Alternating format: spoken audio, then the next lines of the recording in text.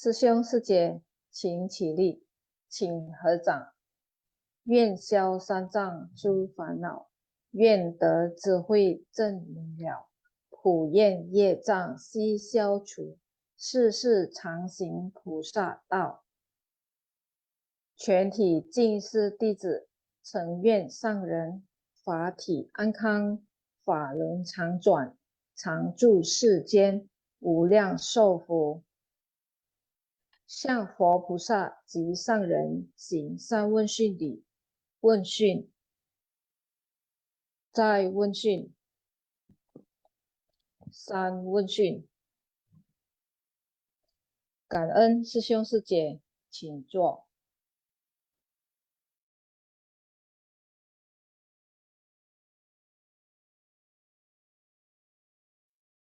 好，感恩师姐，感恩Tinsin Pasyang,感恩semua yang sudah hadir. Selamat pagi. Masih dalam suasana Imlek ya, belum Cap Gome. Saya Hoklai dari Haji Pluit mengucapkan Gongxi Xingyan, Senti Jiankang, Ping An Qisiang. 祝福大家富贵双修，menggunakan kesehatan dan kesejahteraan dan semua yang baik adanya untuk kita terus menggarap ladang berkah dan kebijaksanaan. Ya, tentunya seperti itu juga yang diharapkan oleh guru kita ya. Jadi guru kita mengharapkan demikian, dari mulai guru agung Buddha juga mengharapkan demikian, bahwa kita ini anak-anaknya harus mau menerima warisannya ya, obat-obatannya, dharmanya, semua agar bisa dapat diserap dan bisa dimanfaatkan ya. Dan hari ini judulnya adalah perspektif modern dari 7 perumpamaan dalam Sutra Teratai. Perumpamaan tabib agung dan anak-anaknya yang sakit dari Sutra Teratai yang menakjubkan Essence of the Body Mind. Ya, jadi kemarin-kemarin juga beberapa hari, 2 hari yang saya ingat aja, Suceng Sesiung sudah menjabarkan begitu banyak ya tentang apa namanya 7 perumpamaan ini ya. Saya bilang banyak ya, banyak tapi nggak cukup banyak juga. Banyak tapi tidak banyak ya. Ini ya makanya jadi kelihatannya banyak, tapi sebetulnya masih bisa diperbanyak lagi. Nanti Suceng-Suceng mungkin bisa muncul lagi ya. Kita harapkan demikian. Baik, kita mulai sama-sama. Kita Sang Kaise, kita mulai juga menyimak intisari daripada ceramah master hari ini. Baik, kita mulai. Perumpamaan tabib agung dan anak-anaknya yang sakit. Poin yang pertama, Buddha adalah ibarat tabib agung yang ahli mengobati penyakit. Para makhluk ada penyakit, sakit pada tubuh maupun batin. Yang terpenting adalah sakit pada batin. Dhamma ini harus diwariskan. Semua orang tidak tahu untuk menerima.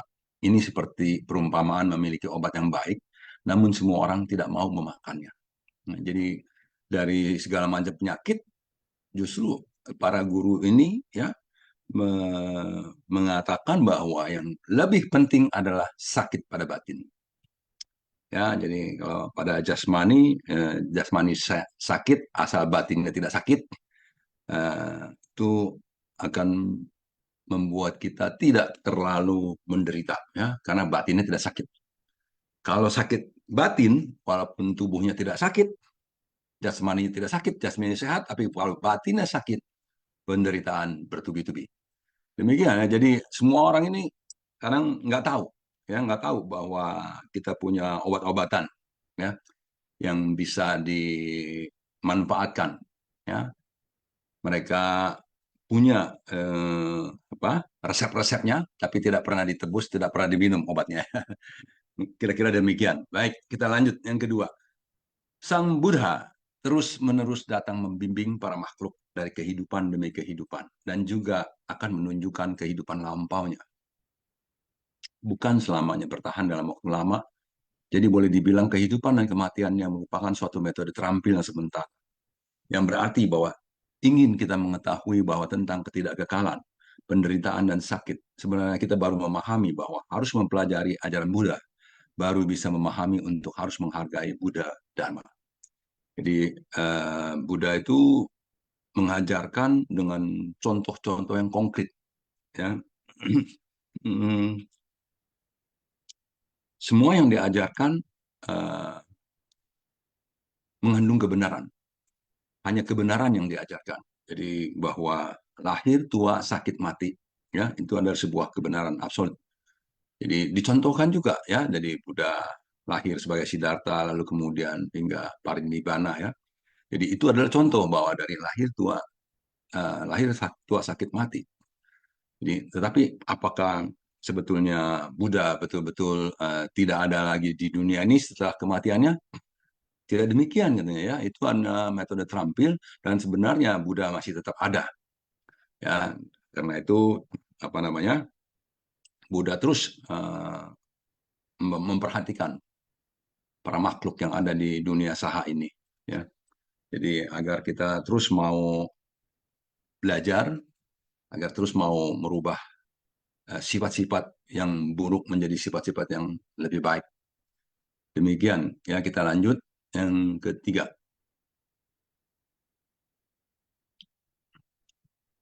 Tidak hanya orang-orang yang kita hormati dan cintai atau orang-orang dekat di sekeliling kita, bahkan kita sendiri saat akan berhadapan dengan kematian, sebenarnya dapat dikatakan bahwa kematian adalah sebuah pengajaran yang terakhir daripada kehidupan kita ini. Jika engkau masih belum tercerahkan, ketika kematian tiba, maka sudah harus menunggu kehidupan berikutnya lagi. Oleh karena itu, kematian adalah satu dosis obat, dan obat ini tentu adalah ajaran Buddha. Kita semua yang sudah terlahir tentunya akan mengalami fase sampai nantinya kematian. Jadi kematian adalah sebuah hal yang logis, yang biasa ya. Lahir, tua, sakit, mati. Lahir, tua, sakit, mati. Demikian berulang. Demikian berulang. Kenapa bisa berulang? Karena kita masih terus diliputi kerisauan-kerisauan ya. Kita masih terus menanam benih-benih karma buruk ya, sehingga kelahiran-kelahiran kita masih terus di alam-alam yang bawah ya. Jadi kalau sudah terbebas, kita lahir lagi, tetapi bukan karena bawaan karma, tetapi karena ikrar. Apa ikrarnya? Ikrarnya ingin menolong para makhluk ya. To Chongsen ya. Chongsen Upian Sien tuh. Jadi makhluk-makhluk yang tidak terhingga ya, para bodhisatwa itu berikrar untuk menyeberangkannya. Jadi para bodhisatwa ini menjadi seperti perawat-perawat ya, membawakan obat-obat yang manjur ya, tetapi tidak banyak juga orang yang mau mengkonsumsi obat-obat tersebut ya. Demikian. Karena itu adalah sebuah tanggung jawab dari para bodhisatwa ya, dari kehidupan demi kehidupan terus berikrar untuk terus kembali ke dunia saha, membimbing para makhluk. Demikian yang dicontohkan oleh Buddha ya. Jadi walaupun sudah parinibbana, ada manifestasi dari Buddha yang ada di dunia ini. Mungkin itu disebut nirmana kaya. Yang keempat, Buddha juga menggunakan perumpamaan ini untuk menjelaskan.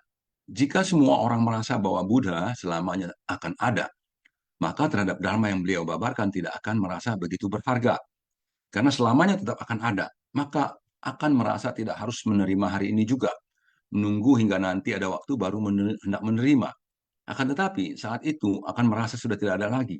Kita baru akan merasa betapa berharganya. Tadi dalam ceritanya, dalam kisahnya, mengatakan bahwa ketika orang tuanya dikatakan sudah meninggal, anak-anaknya baru sibuk. Wah, papa sudah nggak ada, ini warisannya, ini obat-obatannya ini. Waduh, ini harus dimanfaatkan ya. Tapi kalau papanya masih ada, tenang aja ya. Nanti kalau ada apa-apa, ngomong sama papa, papa yang obatin. Kira-kira demikian mungkin ya dari tabibnya.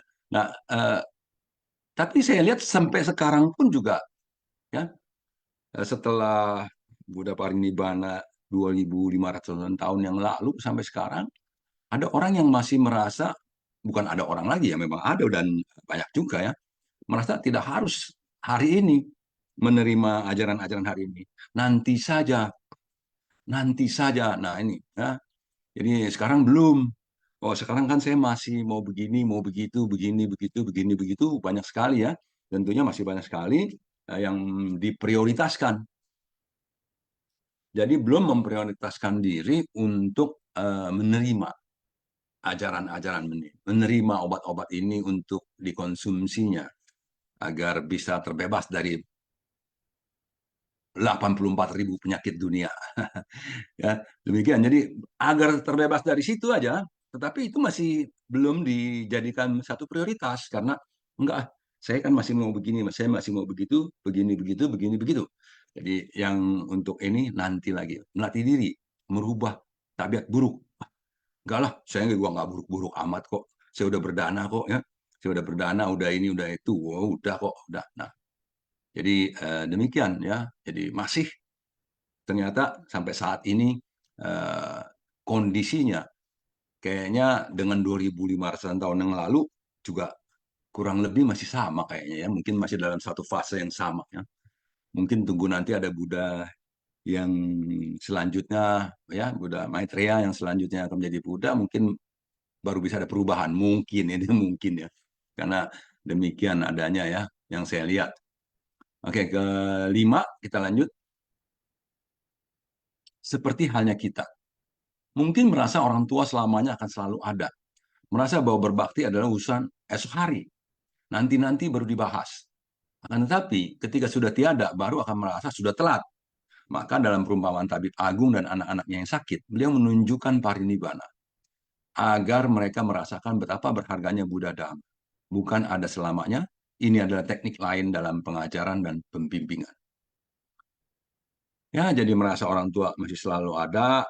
Kalau mau pulang ketemu orang tua, nanti besok lagi ya. Aduh, lagi sibuk nih kerjaan nih. Ya. Nanti dah. Tahun ini nggak pulang, tahun ini nggak pulang. Enggak lah, nanti aja lah. Mama, mama, papa di sono ada koko, ada cici lah. Ya. Jadi saya nggak usah dulu. Nah, demikian ya. Jadi manusia demikian. Ternyata dari zaman dulu ya, bukan sekarang doang. Sampai sekarang ya masih juga begitu, nggak berubah juga ya. Inilah sifat-sifat manusia, penyakit-penyakit manusia. Ternyata penyakit itu sama dari zaman dulu sampai sekarang sama ya. Suka menunda-nunda, suka eh, apa?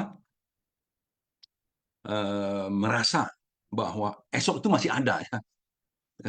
Merasa esok itu pasti ada, pasti ada. Berpikirnya demikian, pasti masih ada besok. Padahal besok itu mungkin ada, tetapi belum tentu buat kita, belum tentu buat saya maksudnya. Maaf, maaf ya. Besok masih ada, tapi belum tentu buat saya.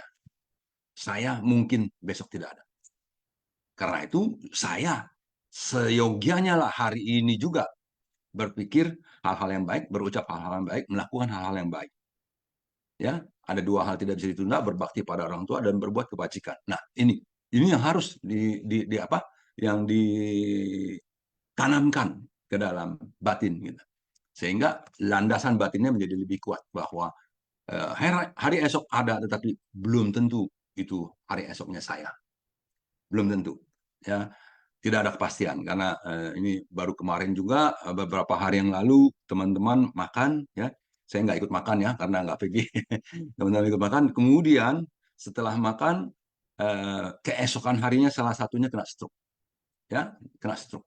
Jadi betapa begitu fananya ya di dalam kehidupan ini ya, masih sehat-sehat, makan rame-rame satu meja, ketawa-ketawa ya, bersenda gurau, terus kemudian besoknya stroke. Ya, jadi kalau sudah stroke, nah itu kan berarti butuh satu pengobatan lagi dan itu membuat dia menjadi tidak leluasa lagi. Bagaimana untuk melakukan hal-hal baik? Bagaimana untuk umpamanya kalau mau berbakti lagi kepada orang tua, pergi pada kesempatannya sudah menjadi semakin berkurang. Nah itu, ya inilah dia ketidakkekalan yang setiap saat bisa terjadi kepada siapa saja. Bukannya hanya kepada yang tua-tua, yang muda-muda tidak mungkin, enggak ya. Banyak ya, ada yang muda-muda udah kena stroke juga ada. Baik, kita lanjut yang keenam. Bagian dari perumpamaan ini, maksudnya bahwa sekarang adalah saat yang tepat bagi kita untuk mengkonsumsi obat. Buddha telah pergi ke tempat yang amat jauh dari kita, namun obat mujarabnya masih ditinggalkan di dunia ini. Sudah tiba saatnya bagi kita untuk mengkonsumsi obat. Ini adalah sebuah apa? Sebetulnya ini seperti apa ya kita bilang ya, peringatan ya, peringatan bahwa eh, sekarang ini adalah saatnya. Kenapa sih harus sekarang ini saat yang tepat? Karena saat ini saya bernafas. Karena saat ini saya sudah berkenalan. Saya sudah melihat obat-obat ini. Saya menyentuh obat-obat ini. Lalu saat inilah saat yang tepat untuk mengkonsumsinya. Jadi jangan bilang lagi, saya nggak boleh bilang lagi besok aja lah. Nanti besok saya makan. Besok saya baru makan. Nanti kalau tidak kekalahan datang hari ini saya bagaimana besok bisa makan? Ya, berarti saya harus terlahir lagi di kehidupan lagi ya sangsara lagi. Masih mending kalau saya terlahir lagi sebagai manusia. Kalau saya terlahir sebagai setan kelaparan, kalau saya terlahir sebagai binatang berarti butuh waktu yang panjang lagi untuk kembali menjadi manusia dan bisa melatih diri lagi. Oh, ya, tentunya itu sebuah perjalanan panjang yang sangat tidak diharapkan. Ya, jadi kalau mau mengharapkan perjalanan-perjalanannya menjadi lebih baik, tentunya cepat-cepat kita harus mengkonsumsi obat-obatan ini. Ya, mengkonsumsi obat mujarab yang ada yang sekarang, yang sudah kita dengarkan, yang sudah kita bersentuhan, ya, yang sudah kita sedang mewariskan.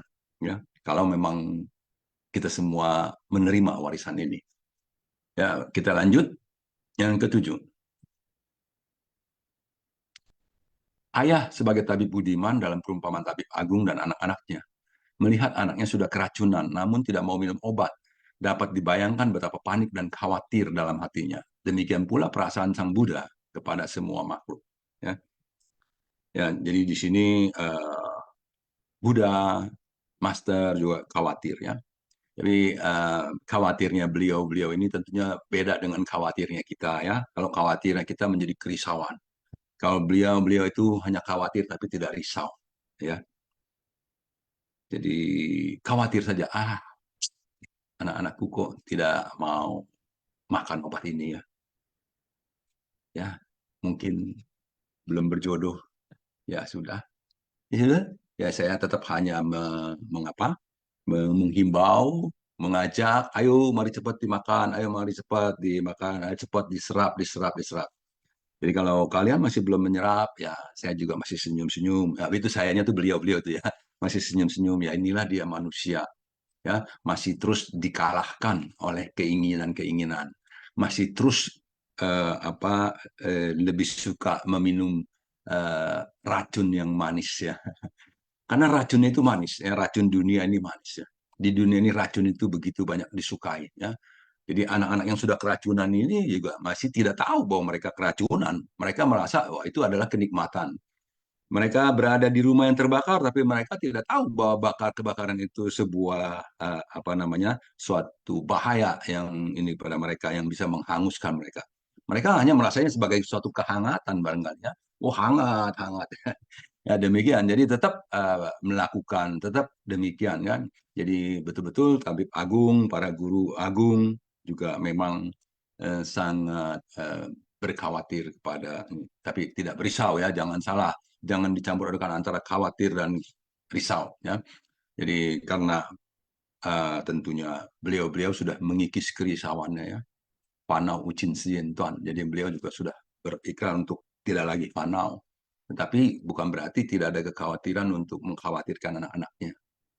Demikian ya. Jadi kita juga boleh mengkhawatirkan anak-anak, tapi nggak usah risau. Anak-anak masih punya jalannya, karmanya sendiri-sendiri, skenario-nya sendiri-sendiri. Mereka memiliki rancangan-rancangannya sendiri. Nah, demikian yang saya pahami. Ya.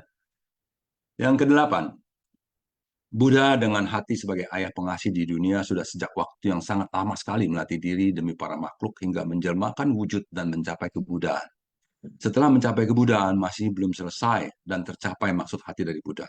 Jadi jika para makhluk belum tuntas dibimbing, maka ikhlas saya juga tidak akan berakhir. Ya.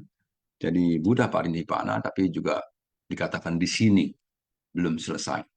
Kenapa belum selesai? Karena bodhisatta, ya, sewaktu menjadi bodhisatta ada ikrarnya, ya, Chungsen Upien Sien itu tadi, bahwa makhluk yang belum tuntas dibimbing, makanya prosesnya belum berakhir. Ya, jadi Buddha masih akan terus memperhatikan para makhluk ini, masih akan terus membimbing dengan berbagai manifestasi ya. kemunculan-kemunculannya. Jadi di sini kemunculan-kemunculan manifestasi artinya ya seperti kalau mohon maaf ya kalau kita anggap seperti guru kita master ya itu juga bisa dijadikan suatu apa di mana kayak jadi seorang Buddha ya. Jadi merepresentasikan Buddha ya. Jadi apa namanya? Terus mendorong, membimbing para makhluk agar mau meminum obat ini, agar mau menyerap warisan dhamma ini, agar kehidupannya bisa menjadi lebih baik dan bisa membantu orang lain ke arah yang baik juga ya. Jadi agar kita-kita yang buta ini bisa menjadi lebih terang, bisa menjadi apa? Lebih melek ya sehingga bisa menuntun orang-orang bersama-sama ya. Jadi ini dia membimbing. Jadi Chungsen Ubian Siyen tuh. Kita lanjut. Apakah sudah habis? Masih ada ya 9. Ada suatu kali master jatuh sakit. Para sefu membujuk master untuk ke dokter. Namun tidak berhasil membujuknya. Akhirnya ke kota Hualien mencari komite wanita. Semua orang berlutut di lantai menangis dan memohon. Master harus menjaga diri demi para makhluk dan harus ke dokter. Akhirnya seorang sesyung pun bertanya alasan mengapa Master tidak bersedia ke dokter. Master berkata, saya sebagai seorang biksuni harus ada tanggung jawab mengembangkan ajaran Buddha ini agar setiap orang batinnya terang. Tapi saya tidak mampu melakukannya. Saya punya niat namun tidak ada tenaga. Lebih baik saya mati. Saat itu Master kira-kira baru berumur 30-an saja. Master sudah menjadikan dunia sebagai tanggung jawabnya. Masyarakat ini tidak baik. Ada tanggung jawab saya. Ya, Master. Jadi ada satu saat Master sakit dan Master merasa nggak usah ke dokter deh, udah deh.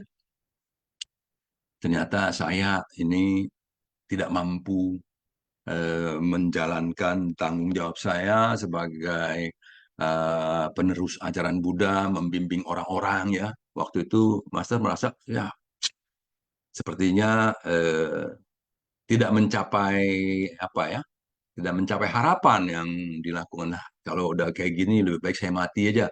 Itu pikiran Master yang di waktu berusia 30-an ya. Tentunya pikiran-pikiran Master waktu itu juga masih cukup muda ya, 30 ya.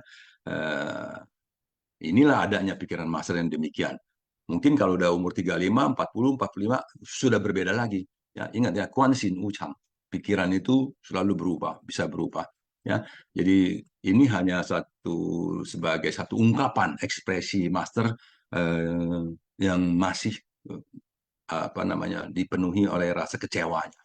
Ya, oleh rasa kecewanya, kecewa bahwa dia belum ya, mampu mengembangkan ajaran Buddha yang bisa membuat batin setiap orang menjadi terang ya. Jadi nah ini juga adalah uh, suatu landasan ya, landasan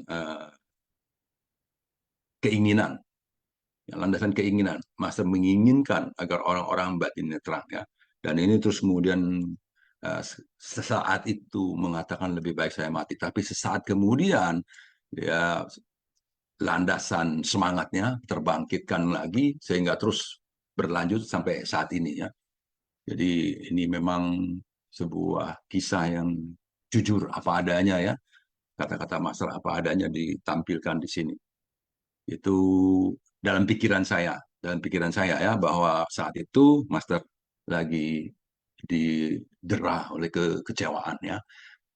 Demikian ya, makanya itu murid-muridnya terus mendukung Master agar Master tidak lagi mau yuli. Nah, ada kata-katanya Cing Cing Sang dan mau yuli. Jadi berharap agar Master tidak berkhawatir lagi ya. Jadi murid-muridnya terus mau belajar.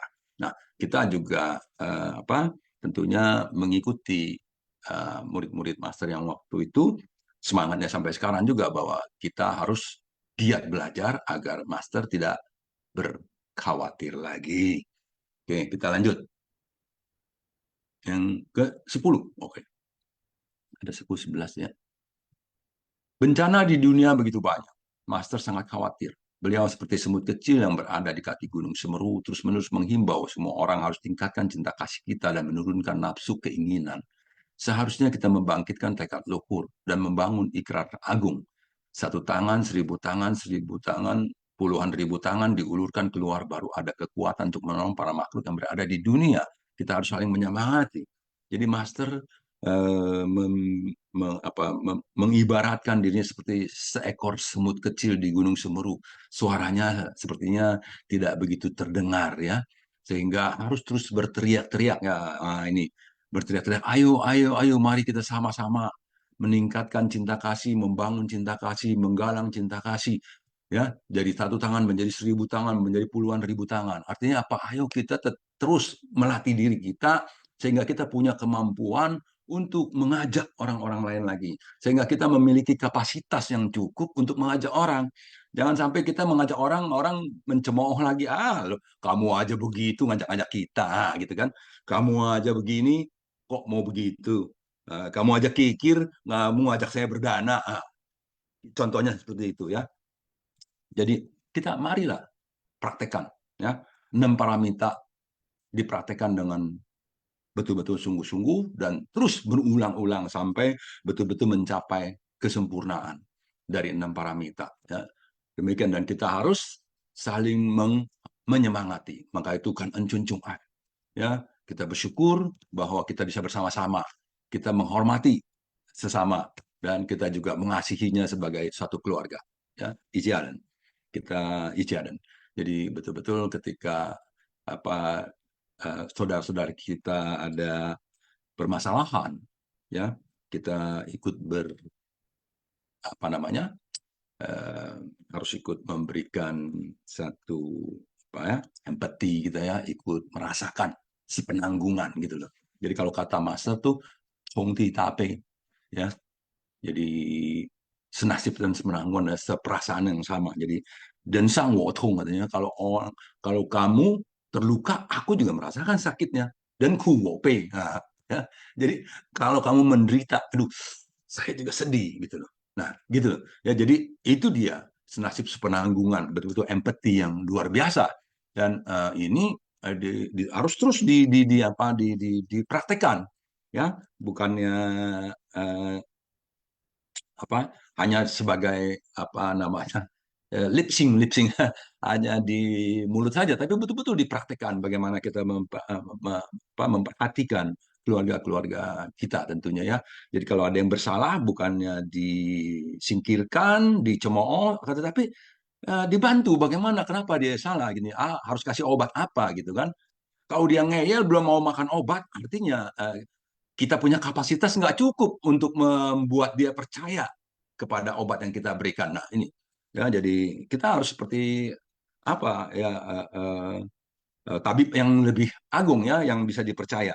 Sedangkan tabib agung kita juga Buddha aja masih banyak juga yang nggak percaya. Jadi kalau kita nggak dipercaya orang, ya jangan jangan jangan risau. Kita terus tingkatkan kapasitas kita agar bisa ada orang yang lebih percaya pada kita, gitu ya. Oke, kita lanjut yang ke-11. Demi mensucikan hati manusia, masyarakat yang damai dan tentram, supaya dunia bebas dari bencana.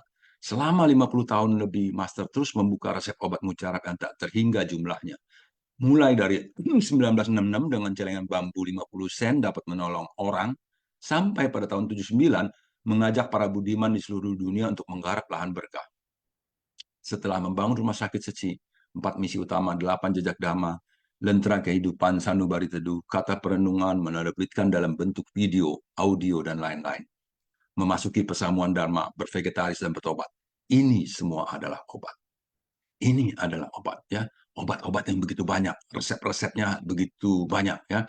Dan sekarang kalau kita lihat resep-resepnya berseliweran di WhatsApp dan di media sosial ya, akan tetapi apakah resep-resep tersebut dimanfaatkan atau hanya disebarkan, atau resep-resep tersebut istilahnya dikonsumsi lalu dipraktekkan ya, atau cuma disebarkan. Nah itu ya. Jadi tentunya Master berharap kita mau memanfaatkan obat-obat ini ya.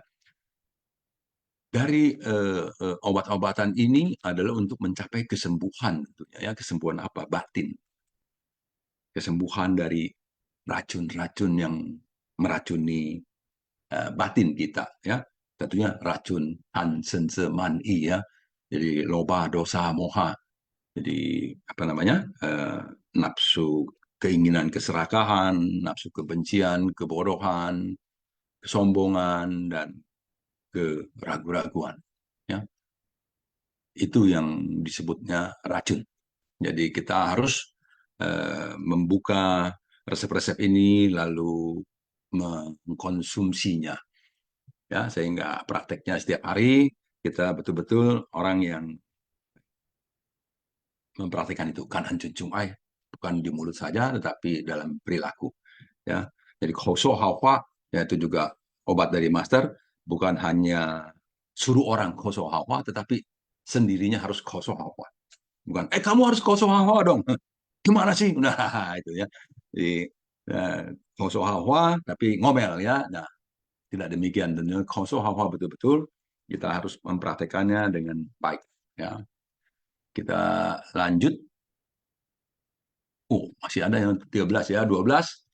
Tahun 2020, pandemi COVID membuat Master semakin menarik nafas. Perasaan yang disembunyikan beberapa tahun ini sekarang sudah seharusnya mesti diucapkan dan bersiteguh wajib bervegetarian. Jika kita melepaskan nafsu mulut, merubah tabiat buruk, giat menekuni tanpa bermalas-malasan, mengamalkan sesuai ajaran, menanam benih bajik dan jodoh baik, supaya Master bisa sehat dan panjang umur. Dengan demikian, Master tidak perlu dengan kelahiran dan kematian yang mengejutkan untuk memberi pengajaran kepada kita. Ya, jadi pandemi COVID membuat Master terhentak juga, ya, menarik nafas. Jadi bahwa inilah dia saatnya Feisupuke, ya, jangan lagi tidak bervegetarian, ya. Kita harus melepaskan nafsu mulut, ya, nafsu mulut merubah tabiat buruk. Jadi melepaskan nafsu mulut dan merubah tabiat buruk. Bervegetarian, apakah sudah melepaskan nafsu mulut? Masing-masing kita bisa melihat sendiri kepada apa yang ada di dalam batin kita. Apakah kita ini masih mengembangkan nafsu, ataukah memang makan kita itu untuk menyambung hidup, ya. Jadi nafsu mulut itu adalah mengembangkan nafsu.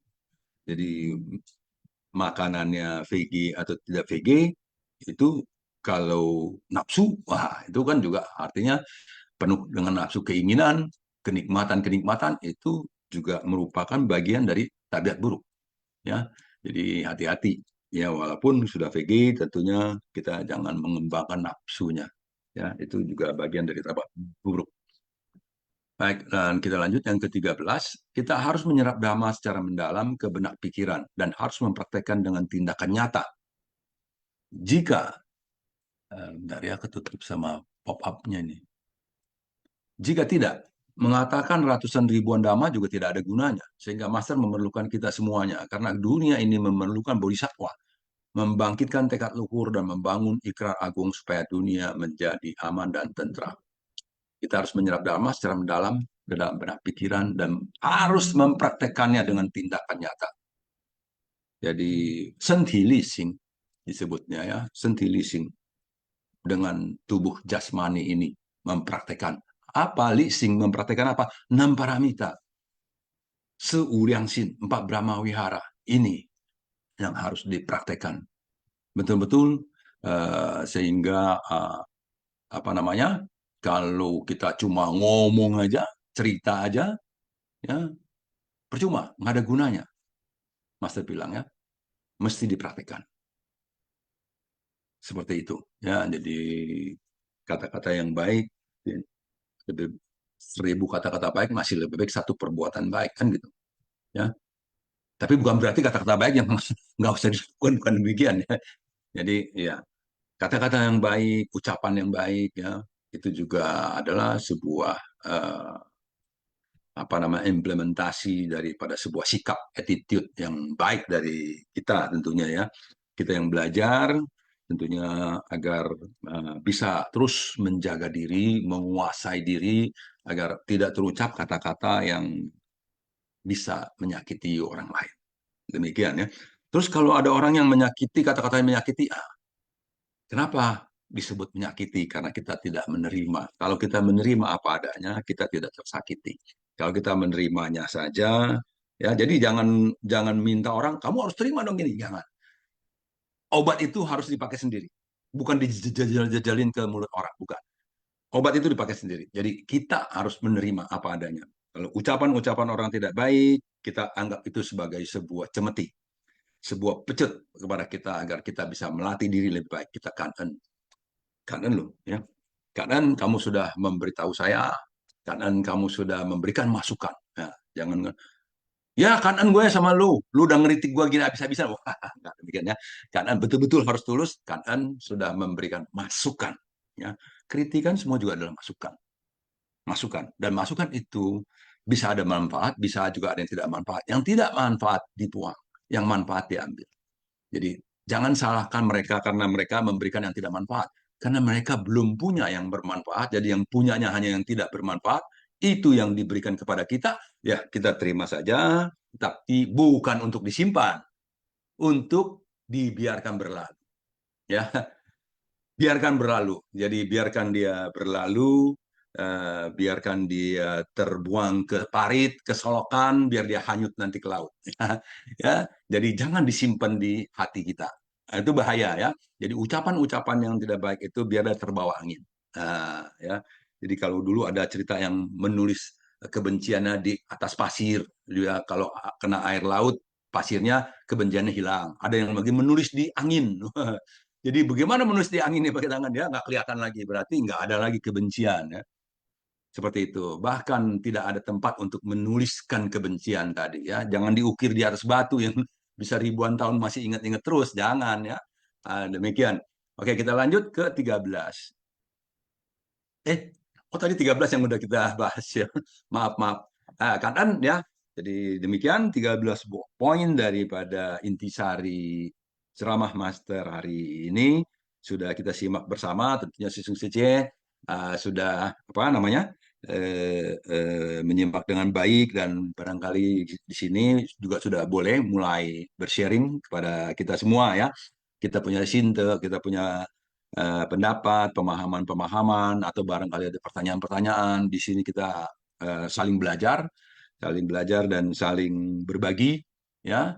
Tentunya agar kita semua bisa bersama-sama meningkatkan jiwa kebijaksanaan kita. Baik, ya.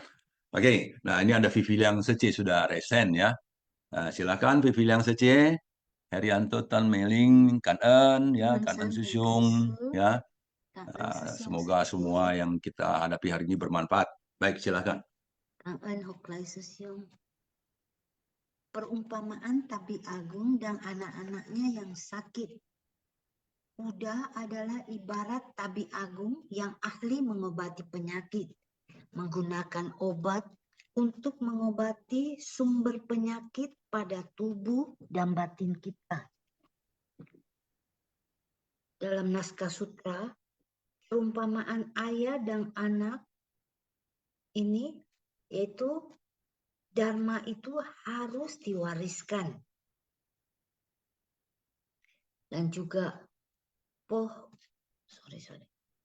Tabib Budiman ini meninggalkan obat untuk anak-anak yang penuh kebingungan.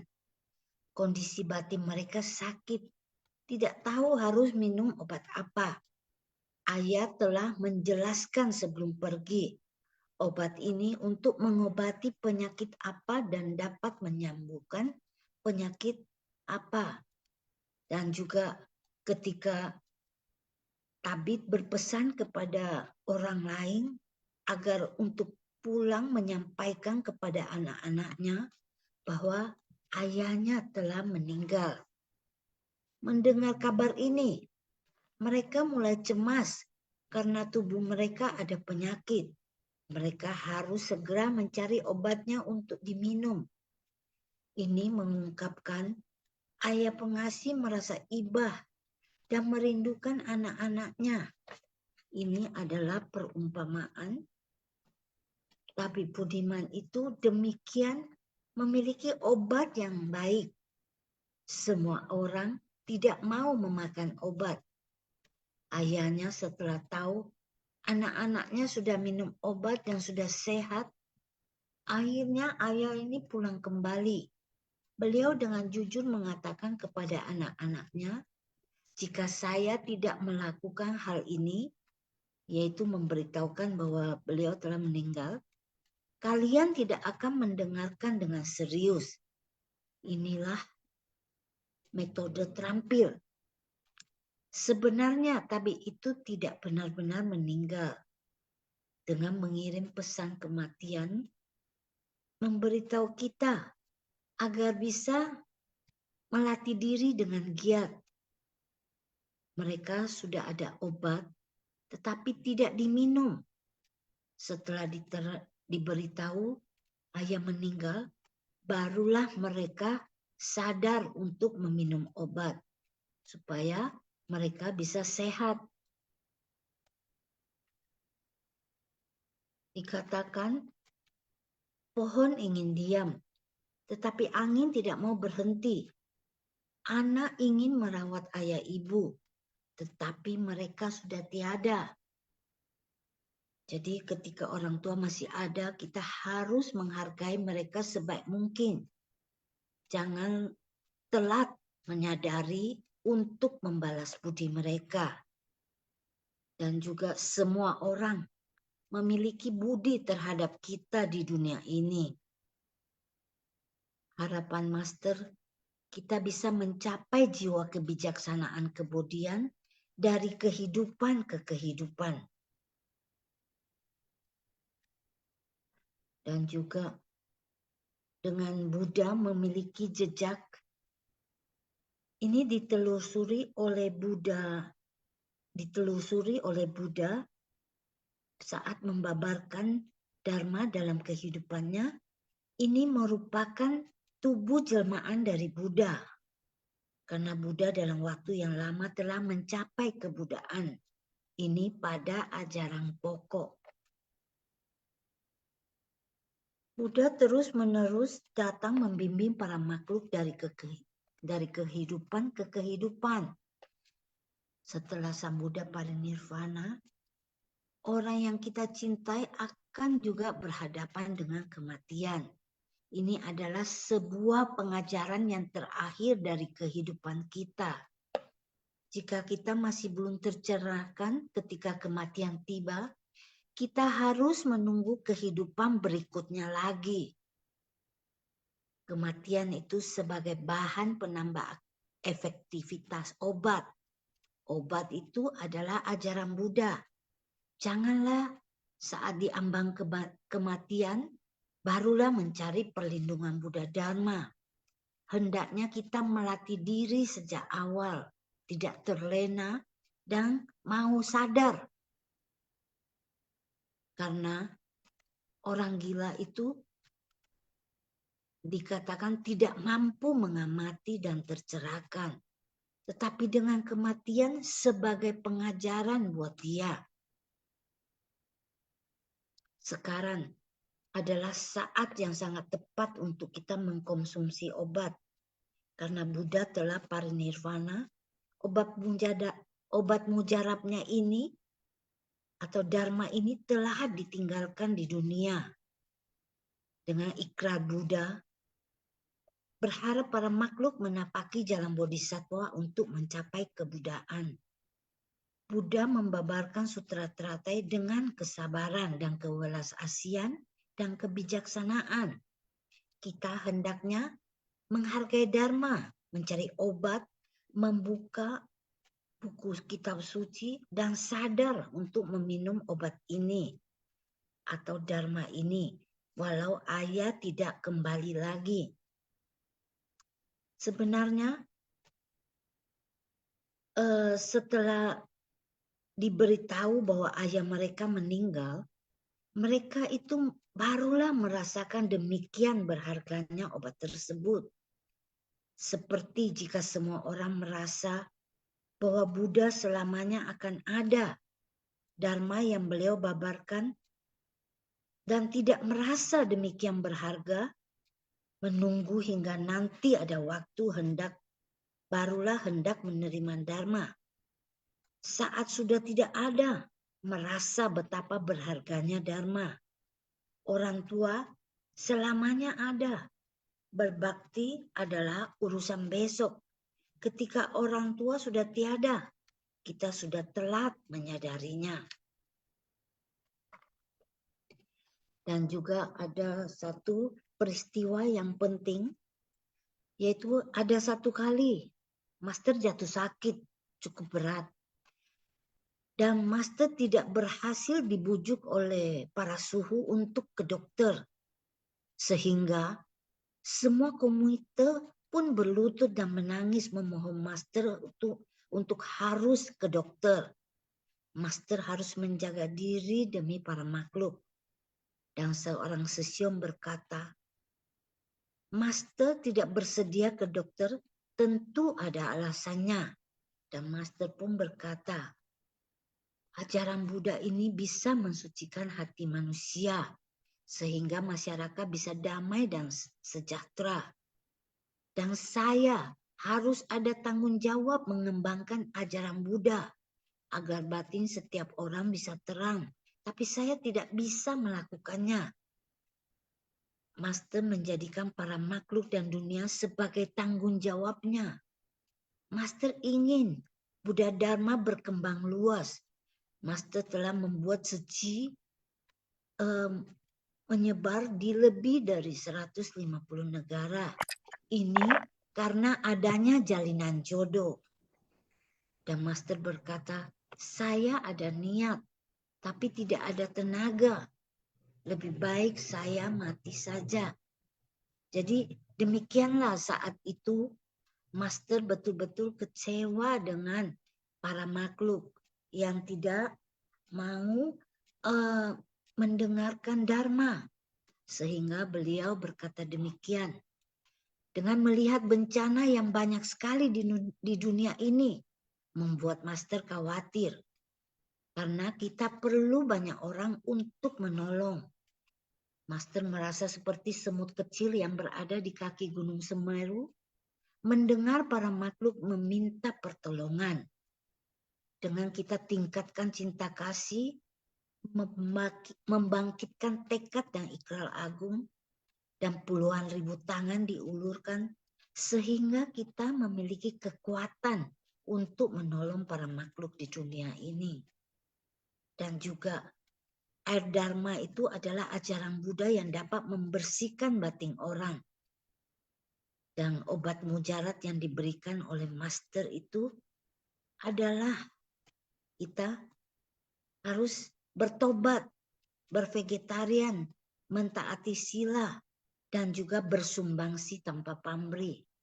Dengan melepaskan nafsu mulut dan melepaskan keegoan, kita merubah tabiat buruk dengan giat, tekun bersemangat, mengamalkan sesuai ajaran, menanam benih bajik dan jodoh baik.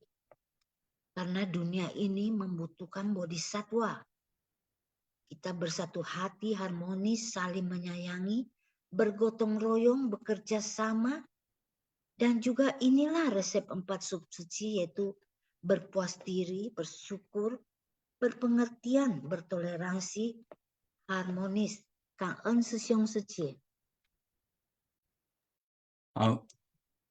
Cảm ơn Vivian Seci, ya. Ya, demikian seperti apa yang disebutkan oleh Vivian Seci. Jadi ya, Secu Kan'en Sanjaya Parung itu adalah sup 4 rasa kita. Jadi ini harus diminum, betul-betul diminum ya, bukan cuma dijadikan resep belaka, tetapi diminum sehingga dalam praktiknya sehari-hari betul-betul kita Kan'en bahwa kita masih bernafas ya, betapa nafas itulah yang membuat kita ini tetap hidup. Karena kita memiliki tubuh jasmani, karena tubuh jasmani inilah kita masih bisa berlatih ya. Jadi kalau saya umpamanya berada di ruang ICU udah dicolok-colok sama nafas buatan, bantuan, betapa di situ baru merasakan betapa mahalnya nafas itu ya, betapa berharganya nafas itu.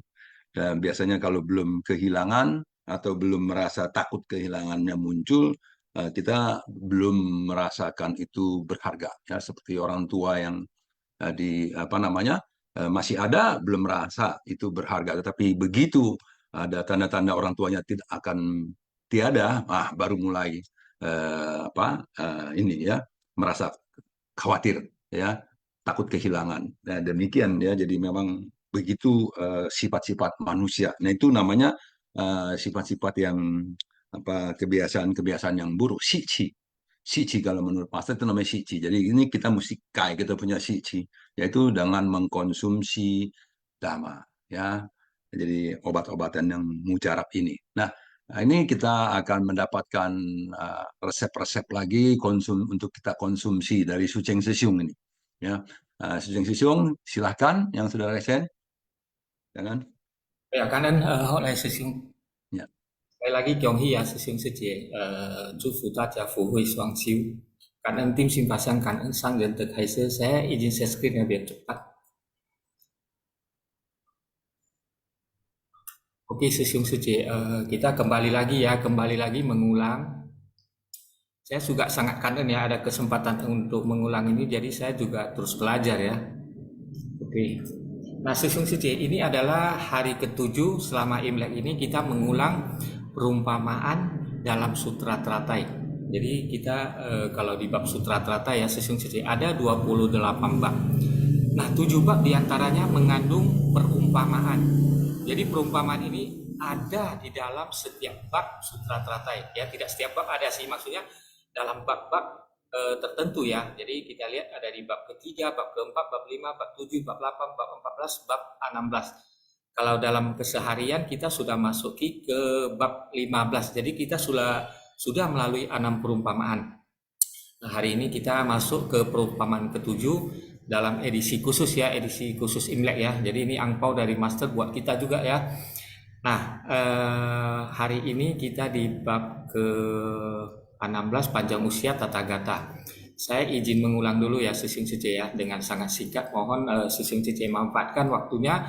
Saya izin mengulang bukan karena saya lebih dari Sesiung Seje ya. Saya izin mengulang karena saya lebih rajin ya Sesiung Seje. Saya mau dengar, saya mau buat PPT ya. Oke, kanan ya. Nah, yang pertama adalah perumpamaan rumah terbakar. Ya, perumpamaan rumah terbakar ini apa sih? Kita sudah tahu ya, sudah mendengar. Jadi dalam perumpamaan terbakar ini Sang Buddha menyampaikannya kepada para murid yang belum memahami apa yang Sang Buddha sampaikan.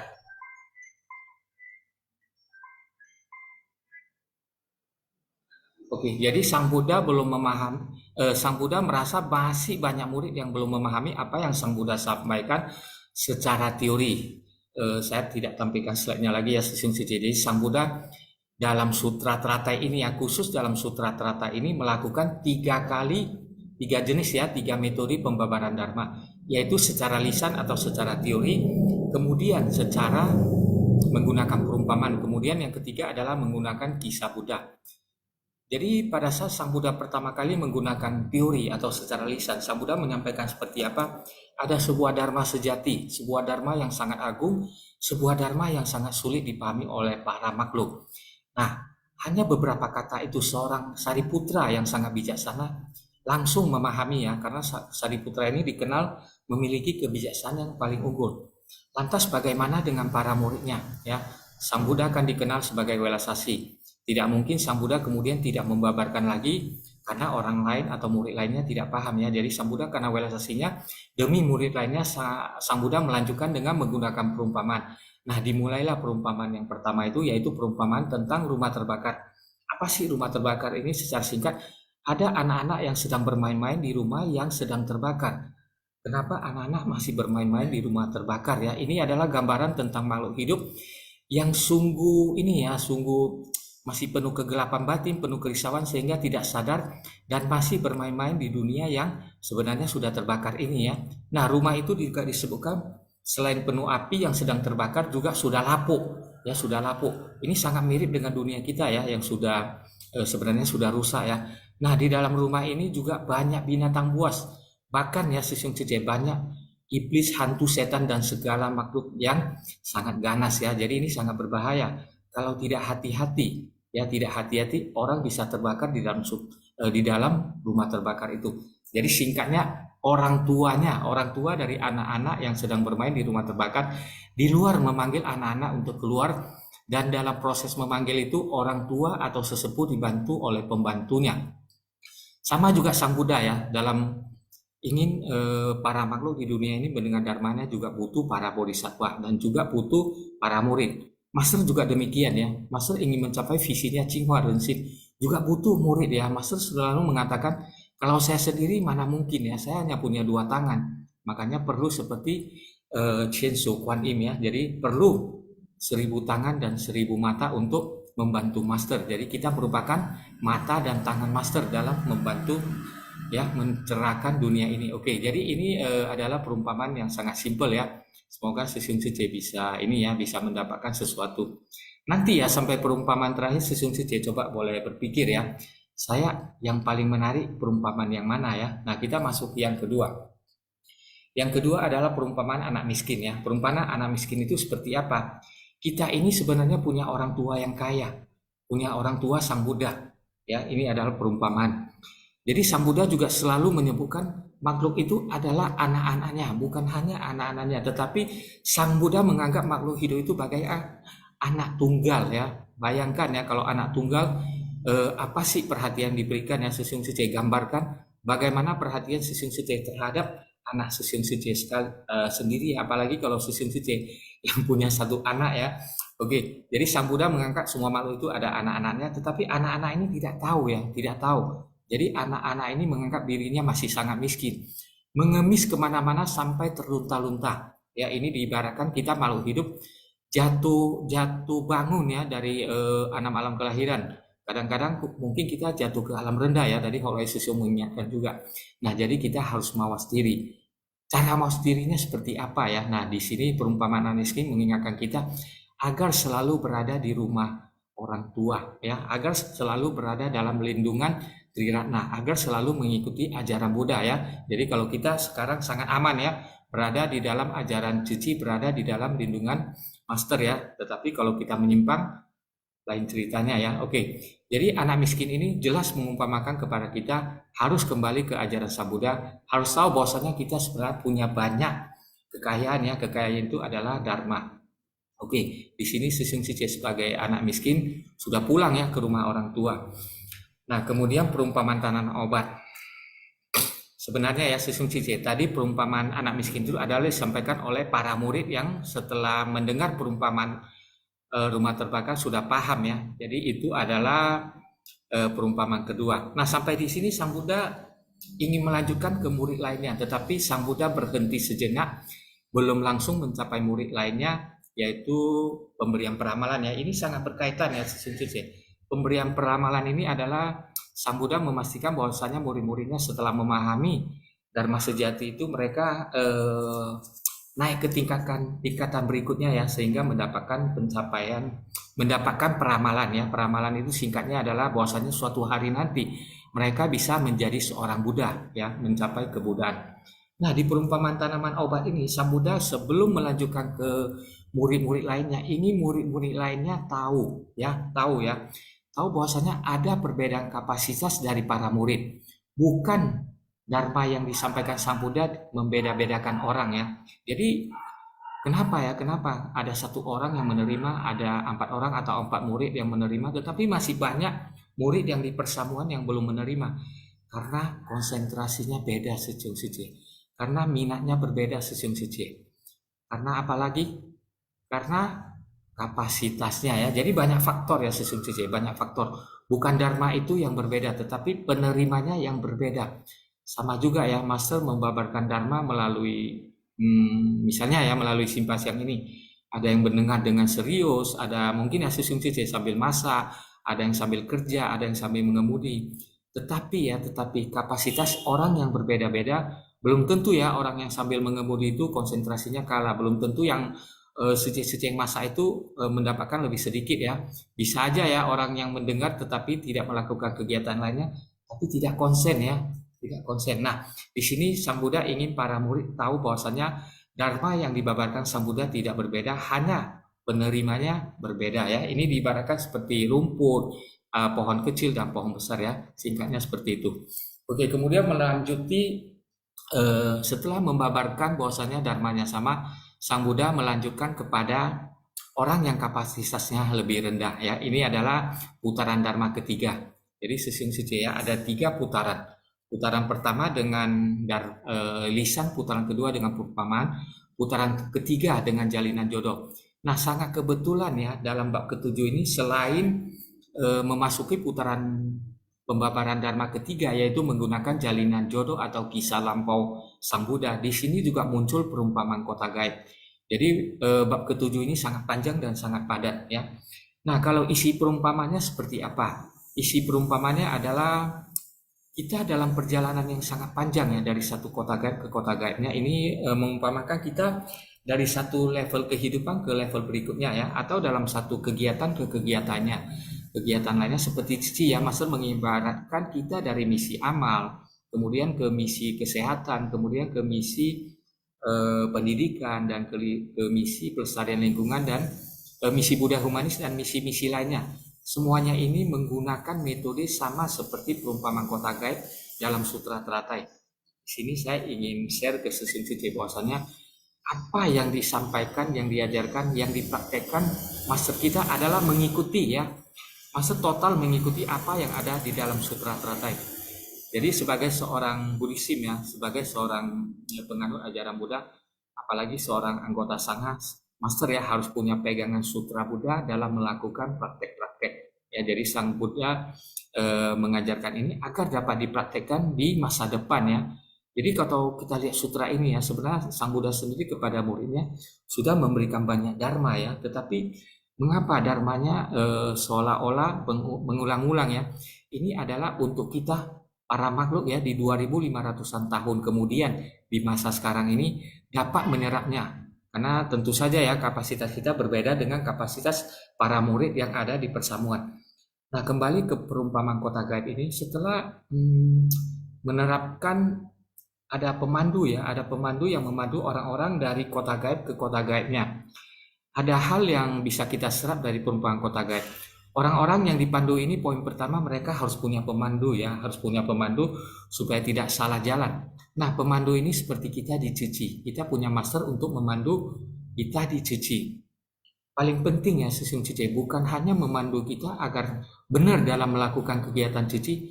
Sebenarnya master juga memberikan kita arah kehidupan ya. Mungkin Sisin Cici sudah banyak ya yang sebenarnya dulunya kita Mimi, Mang, Mang, Pang, Fan, Fufu ya tidak tahu sebenarnya arah tujuan hidupnya mau kemana ya, atau tidak tahu ya, selain tidak tahu atau mungkin tidak punya ya. Jadi punya pegang hidup seperti apa, mungkin ya mencari uang banyak-banyak, kemudian tidak tahu ya uangnya mungkin digunakan pada ini ya hal-hal yang kurang tepat. Nah, seperti ini ya, jadi kita perlu pemandu agar kita tidak salah jalan. Satu lagi fungsi pemandu yang paling penting adalah di sini ya. Nah, orang-orang yang dipandu dari kota gaib ke kota gaib ini merasa sangat lelah. Kenapa perjalanannya sangat jauh dan banyak rintangan? Ya, mereka sempat berpikir untuk mundur ya, untuk mundur. Padahal sesungguhnya kehidupan ini bagaikan perjalanan ke kota gaib, tidak ada jalan mundur. Jalan mundur itu adalah alam yang lebih rendah. Karena apa? Jalan mundur itu adalah melakukan hal-hal yang akan salah ya. Jadi hal-hal yang benar adalah maju terus sesuai dengan ajaran. Nah, ini dua hal yang paling penting ya Sisin Cici. Pemandu ini memberikan kita arah yang benar, memberikan kita arah tujuan hidup. Satu lagi, pemandu itu atau guru itu memberikan kita semangat, memberikan kita kekuatan. Sama seperti tadi ya Sisin Cici dengar Master mengatakan apa ya? Master mengatakan saya lebih baik mati. Saya masih demikian muda kok, fisik saya tidak kuat ya. Sementara Master berpikir ikrar saya demikian besar, kok tenaga saya lebih demikian kecil ya, demikian lemah ya. Sebenarnya apakah seperti itu ya Sisin Cici? Tidak ya, Master itu sudah tahu kekuatannya sampai di mana. Nah, ini merupakan pesan kepada kita ya Sisin Cici. Bagi kita yang fisiknya masih kuat ya, bagi kita yang fisiknya kuat, mungkin kita bisa menyerap sendiri apa sih makna yang disampaikan Master tadi ya. Fisiknya lemah, merasa lebih baik mati. Kalau fisiknya kuat, jangan mati dong ya Sisin Cici ya. Berbuat lebih banyak bagi para makhluk. Oke, bab ke-8, 500 orang murid menerima peramalan. Ini masuk ke perumpamaan kelima ya. Ini 2 hari lalu ya. Jadi perumpamaan mutiara di balik baju ini mengibaratkan kita sebagai orang yang mabuk. Sisin Cici, perhatikan ya. Dari perumpamaan pertama kita diibaratkan anak-anak yang bermain api ya. Orang-orang yang masih suka sensasi. Kemudian berikutnya ya, kita diibaratkan sebagai anak miskin padahal orang tuanya sangat kaya. Kemudian kita diibaratkan orang yang mempunyai akar yang sangat kecil seperti rumput.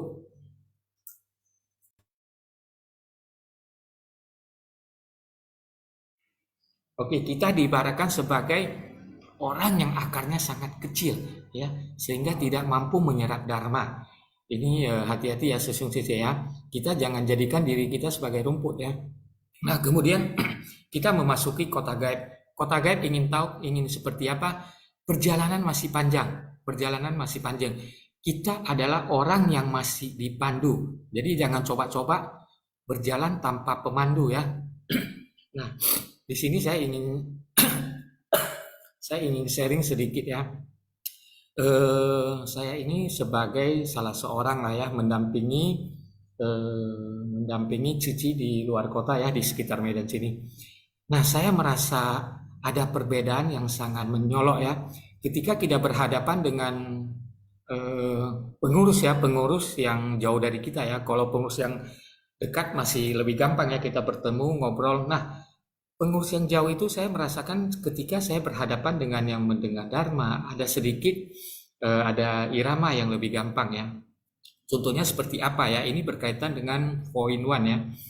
Nah, ketika saya menyampaikan bahwasanya cara misi amal itu adalah dana donasi disetorkan ke rekening amal. Ini sangat simpel ya, poin 1 seperti ini.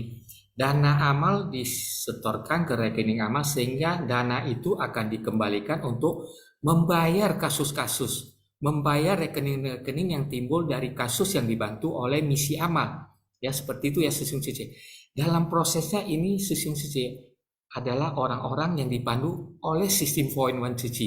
Ini kita harus mengikuti. Nah, contoh ya, saya tidak perlu menyebut orang dan Sesung Cece tidak perlu menerka orang.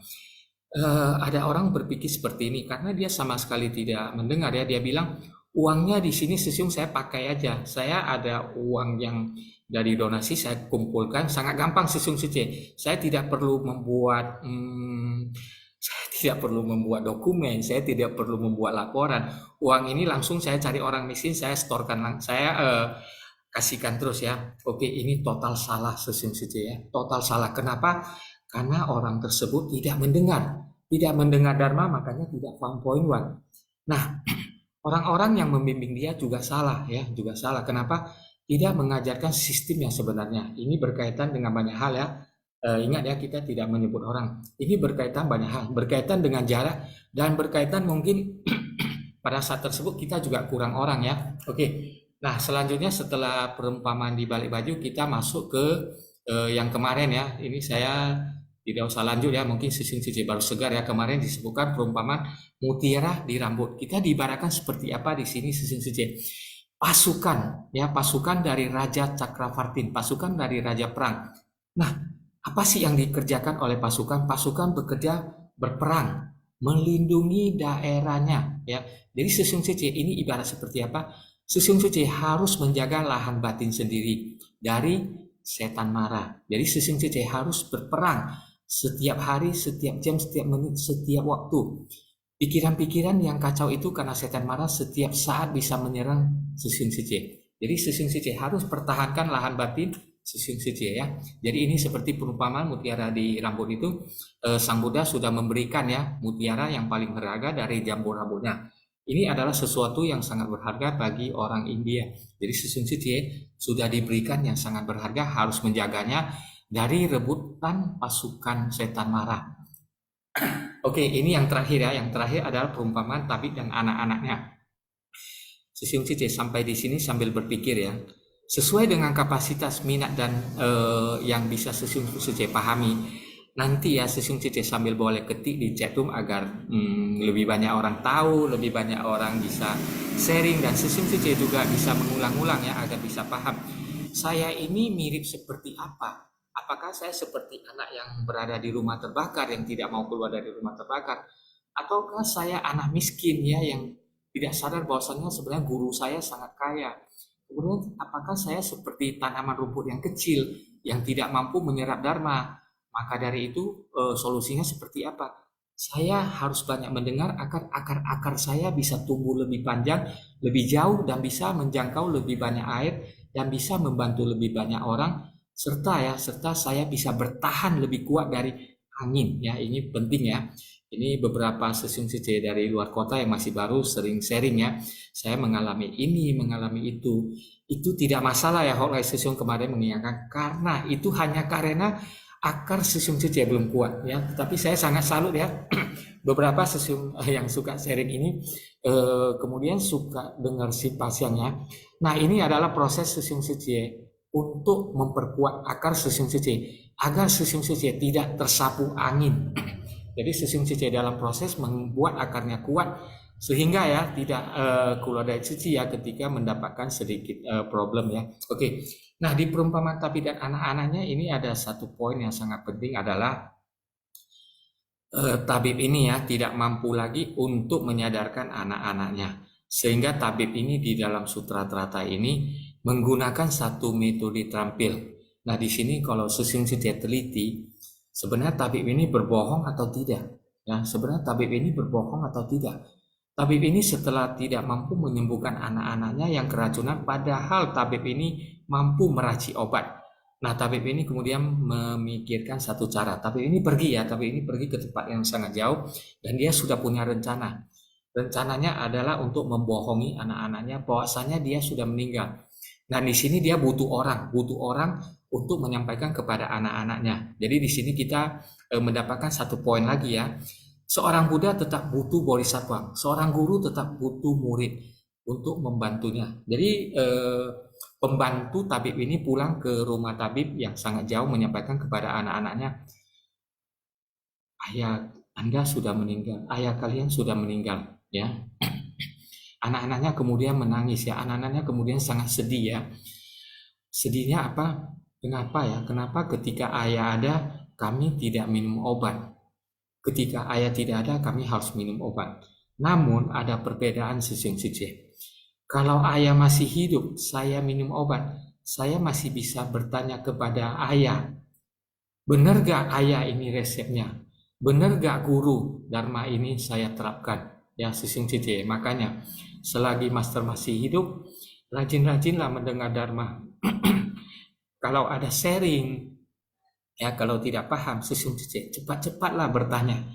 Jangan sampai ketika tidak ada tempat kita bertanya, kita salah jalan. Ya, oke, ini kira-kira perumpamaan tabib dan anak-anaknya ya. Dari Sang Buddha juga sebenarnya di mana sih sekarang ya? Sang Buddha maha parinirvana. Apakah Sang Buddha meninggalkan dunia ini?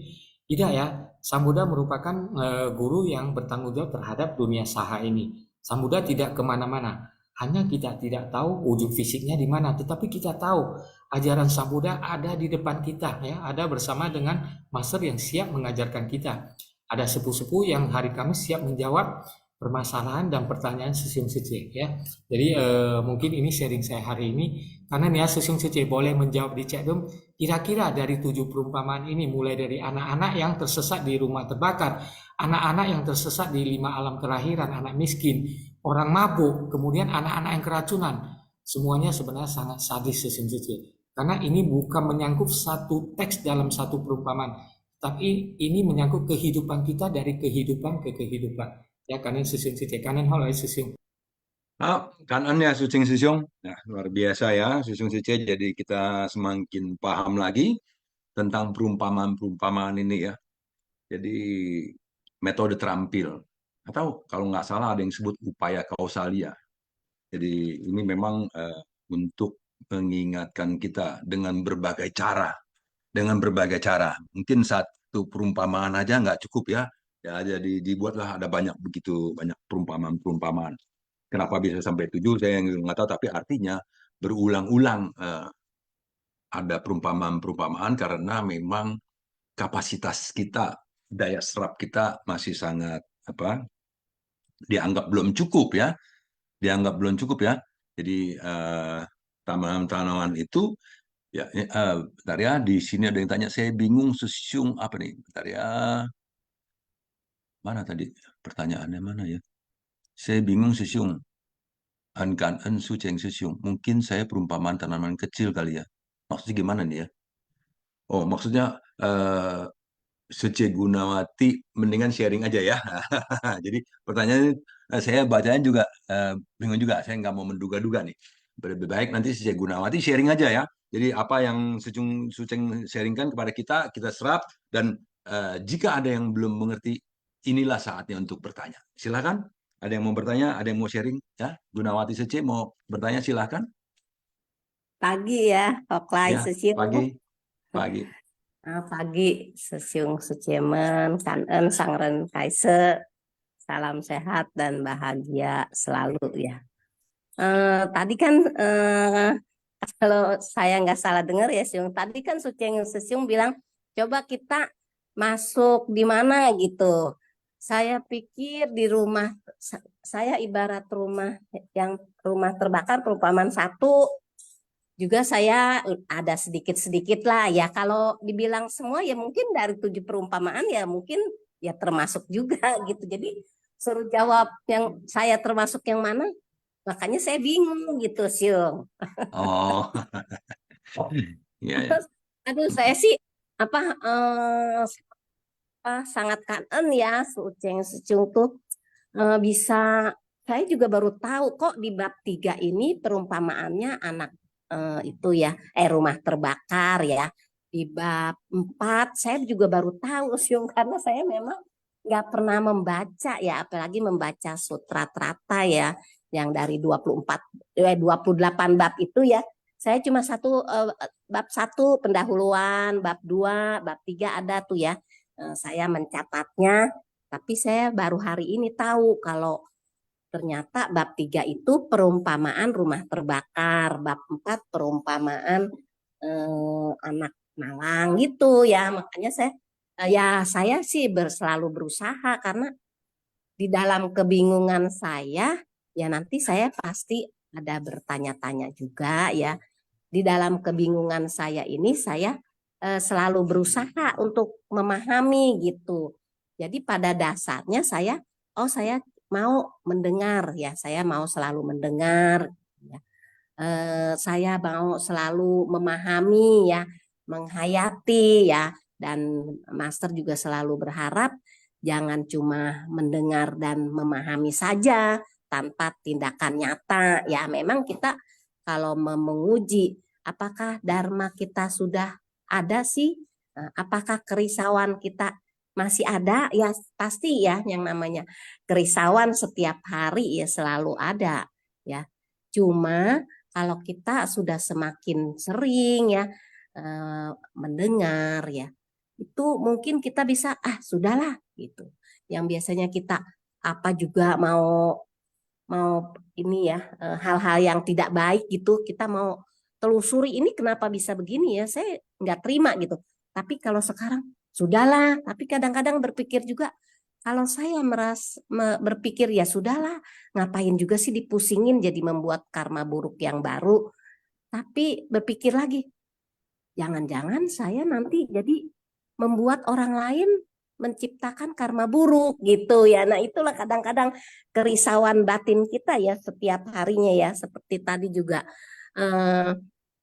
bohong ya, katanya guru kita selalu ada murid ya, tabib ya selalu, atau dokter ada perawat ya, karena tanpa pembantu, tanpa asisten ya mungkin kita siapa yang mau disuruh ya, seperti tadi dikatakan orang tuanya meninggal gitu kan, padahal dia sudah memberikan dharma obat yang sangat mujarab ya. Nah kadang-kadang juga saya bertanya-tanya Sesiung Hoklai ya di dalam hati gini, iya ya kadang-kadang kita itu berbohong, ada yang bilang gini, nggak apa-apa lah bohongnya bohong putih ya. Bohong demi karma, kebaikan ya. iya gitu Siung. Banyak ya yang ini, misalnya kita di rumah sakit ya menjaga saudara, sudah diputuskan ya sama dokter ini CA stadium 4 ya. Terus kita sembunyi-sembunyi gitu. Terus pihak yang bersangkutan, si pasien kan bertanya, ini sebenarnya saya sakit apa sih gitu kan? Ya sudahlah, yang penting sehat-sehat selalu. nggak boleh bersedih, harus bahagia ya setiap hari. Nah, kalau saya seperti itu. Tapi kadang-kadang orang juga udahlah kasih tahu aja gitu ya. Kadang-kadang kalau kita kasih tahu nanti malah dia jadi down ya. Jadi saya udah nggak ada ya harapan hidup lagi apa gimana deh ya, jalan pikiran orang, sudut pandang orang kan beda-beda ya. Itu ya. Jadi ya memang sih hukum karma itu, hukum alam itu ya pasti ada ya, walaupun kita berbuat karma buruk tapi demi kebaikan ya pasti ada, entah bagaimana buahnya ya kita juga nggak tahu. Yang penting ya udah jangan dipikirkan lah, karena demi demi perbuatan baik, demi kebaikan si pasien ya. Terus masalah ini juga amal ya. Saya mohon maaf ya, Sesiung, apa ya, ini masalah dibilang pribadi apa enggak. Dulu Dharmawati Seci itu bergabung di Seci tahun 2008 ya. Nah, saya sudah menjadi donatur ya. Begitu berapapun uang yang berapapun uang donasi itu saya setorkan, karena ada donatur yang sebulan 10.000, dia tuh katanya takut lupa gitu. Jadi saya bayar aja 1 tahun ya 120.000. Nah, saya setorkan semua. Nah, anak saya juga bilang uang amal orang itu nggak boleh dipegang katanya. Terus sedangkan saya juga ada nombokin ya, ada yang 4 bulan nggak bayar. Saya pikir orang dia juga banyak. Ini maaf ya kalau saya punya pandangan seperti ini. Masa sih sebulan 40.000? Saya sudah tawarkan, kamu mau bayar 1 tahun nggak? Saya bilang gitu. Enggak lah tante, katanya. Nanti tiap bulan aja saya setor 40.000. Tapi udah 5 bulan 200.000. Saya pikir, wah saya udah saya keluarin aja namanya, habis saya nombokin gitu. Ya itu sebenarnya pikiran seperti itu sebenarnya baik apa tidak, tapi saya putusin sendiri aja akhirnya sih. Terus ada juga yang 1 tahun 5.500.000, tapi dia nominalnya tuh 2.567.000, 1.562.000 begitu. Jadi pokoknya bikin orang bingung ya. Nah, sejak saya APL, saya kan sudah pegang sendiri. Nah, akhirnya jadi masalah, Sesiung. Kemarin ketua HUAI saya kemarin bilang, Secegun katanya, lain kali dicatat ya, dicatat Sesiung semua donatur saya ya, listnya ada semua. Terus transferan juga anak saya ada ya. Tapi itu kacau balau itu gara-gara saya. Saya bilang, aduh mohon maaf ya, saya bilang gitu. Gara-gara saya jadi bikin pusing ketua HUAI, ketua HECI ya. Nah, terus lama-lama saya berpikiran apa saya pegang aja ini uang orang gitu sih. Jadi anak saya bersikeras, nggak boleh mama katanya. Uang amal orang tuh harus disetorin semua gitu. Nah, tapi Cium bikin kacau lagi kemarin saya. Saya dapat dapat dari ketua saya yang baru, ketua Haji. Nah, akhirnya ketua Haji itu Cium dia bisa hitung, Cium. Dia bilang, oh saya ngerti dan katanya. Ternyata Secegun tuh itu amal yang setahun ya. Itu amal yang 6 bulan ya. Semua dijadiin satu ya. Ya iya abis saya nerimanya segitu ya saya setorin aja semua. Saya bilang, saya nggak mau nyimpen duit orang. Saya bilang gitu. Terus dibilang katanya gini, Secegun juga kan ada tombokan. Nah anggap aja itu Secegun buat nombok katanya. Jangan, jadi ada inilah di sini nombok, di sono megang duit orang gitu.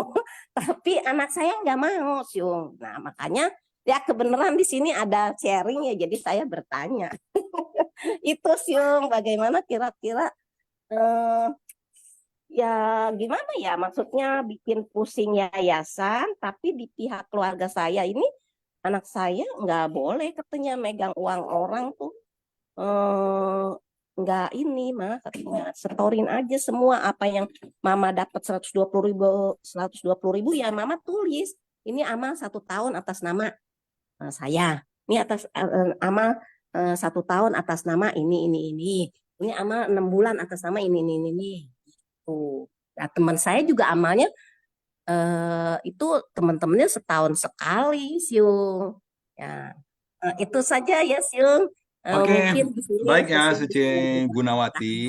Ya, ya. jadi kalau ini ada banyak sekali ininya yang diungkapkan oleh Sece Gunawati ya. Ini waktu juga memang kita tidak memiliki waktu yang begitu banyak ya. Akan tetapi secara garis besar aja. Yang tadi pertanyaan yang Sece Gunawati bingung, saya nih gimana? Pertanyaan bukan ucapan daripada Sucing-Sucing tadi adalah waktu ketika perumpamaan tentang kapasitas tanaman obat, akar tanaman obat. Jadi tentang akar ya, bukan tentang tanamannya, tetapi akar. Artinya akar itu melambangkan atau mengumpamakan kapasitas kita, daya serap kita. Jadi kalau daya serap kita itu kuat apa masih lemah, ya itu tergantung masing-masing rasakan sendiri katanya begitu ya. Jadi nggak usah bingung ya. Kalau merasa kuat ya tentunya menyerap dhamma lebih mudah. Kalau masih banyak yang suka nggak ngerti ini nggak ngerti itu berarti daya serapnya masih belum cukup kuat. Nah kalau belum cukup kuat ya belajar terus. Bukannya berarti saya emang nggak cukup kuat udahlah nggak usah belajar. Bukan begitu ya. Belajar lagi, tingkatin lagi karena kapasitas itu atau akar itu akan membesar nantinya kalau kita terus menerus melakukan penyerapan usaha-usaha untuk lebih menyerap, lama-lama dia akan betul-betul mampu lebih menyerap gitu ya. Itu satu dari yang itu. Terus kalau mengenai soal apa namanya tadi pertanyaan mengenai ini sebelum mungkin kalau saya buka yang layanan dan jawab nanti bentar lagi lah ya habis kuis ya baru boleh ada Cici bisa menjawab. Tapi saya mau menjawab sedikit begini. Sebetulnya kalau di dalam prakteknya Dana itu ya Sece sama ketua Shelly atau ketua Huai-nya ya. Kayaknya sih ini sih melalui ketua Shelly dulu ya, mohon maaf ya, ketua Shelly. Jadi tentang setoran-setoran itu kerjasama aja baiknya gimana. Tetapi yang pasti bahwa sebetulnya kita di Seci itu berharap orang tidak berdonasi setahun sekali.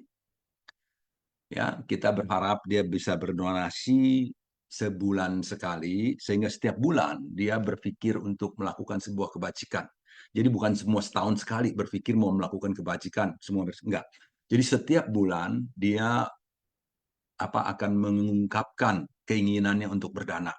Kemudian kalau setiap bulan juga berarti setiap bulan kita akan berhubungan dengan dia, menjalin jodoh baik dengan dia, dan dengan demikian jalinan jodoh itu terus tali silaturahminya itu nggak putus. Kalau setahun sekali kan lama-lama baru ingat lagi nyari dia gitu kan. Itu kan jalinan jodohnya juga nggak bagus ya, kurang kurang lah, bukan nggak bagus, kurang ya. Jadi harus lebih dipererat lagi jalinan jodohnya, yaitu dengan cara setiap bulan.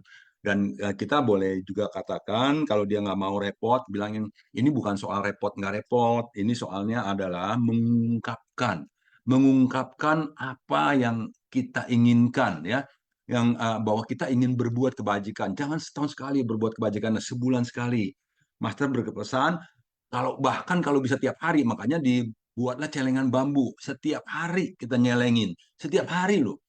Jadi kalau kita hitung mudahnya, ngapain sih repot-repot? Udah mudah deh gue transfer aja nih 10 tahun deh, sekali deh. Ya, 1 bulan gue 500.000 umpamanya. 1 tahun 6 juta. Dan 60 juta, 10 tahun sekali. Ya, nggak begitu ya. Jadi kalau mau yang sekali banyak 10 juta, 60 juta, ya itu lain lagi nanti kalau ada kegiatan apa, bencana atau ada kegiatan mau bangun rumah kayak begini, nah itu ada ada dibuka lagi dana-dana khusus untuk pembangunan ini, pembangunan itu, nah itu boleh ya.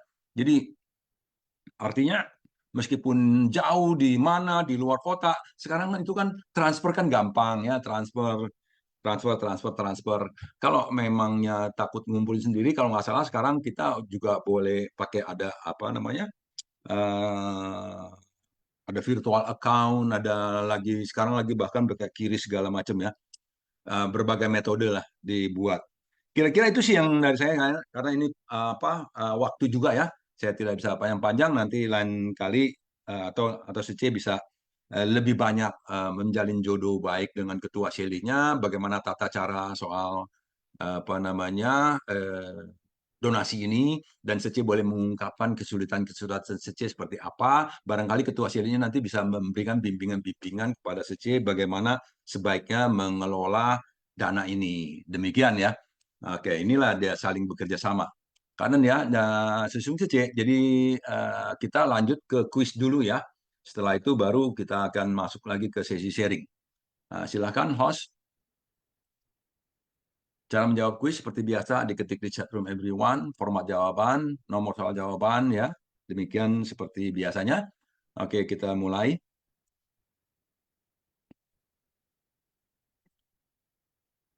Kuis yang pertama. Dalam episode ini, Buddha diumpamakan sebagai A. Raja, B. Anak, C. Tabib Agung, D. Ayah, E. Ibu. Silakan dijawab. Saya menghitung mundur. 5, 4, 3, 2, 1, close. Ya, jawabannya adalah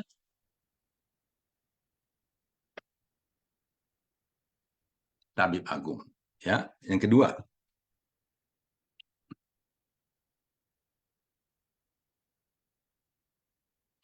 Di bawah ini adalah 7 perumpamaan sutra teratai, kecuali ya. A. Perumpamaan tanaman obat. B. Perumpamaan mutiara di balik baju. C. Perumpamaan rumah terbakar. D. Perumpamaan kota gaib. E. Perumpamaan anak baik. Ya. Silakan dijawab. Saya menghitung mundur. 5, 4, 3, 2, 1, close. Ya, jawabannya adalah perumpamaan anak baik. Nggak ada ya, nggak ada perumpamaan anak baik ya. Oke, kita lanjut yang ketiga. Perumpamaan ketujuh ada pada A. Pintu pokok, B. Pintu sutra, C. Pintu kapal, D. Pintu jejak, E. Pintu batin. Silahkan dijawab. Saya akan menghitung mundur. 5, 4, 3, 2, 1, close. Ya, silakan. Perumpamaan ketujuh ada pada jawabannya pintu pokok. Ya, kita lanjut. Semua udah tahu semua ya. Jawabannya sama semua. Oke, lanjut. Keempat, siapa nama bodhisatwa yang mewakili orang banyak untuk bertanya kepada Sang Bhagawan? A. Bodhisatwa baik saja guru. B. Bodhisatwa Manjusri. C. Buddha Prabhuta Ratna. D. Bodhisatwa Maitreya. E. Buddha Chandra Surya Pradipa. Silakan dijawab. Saya menghitung mundur. 5, 4, 3, 2, 1, close. Dan jawabannya adalah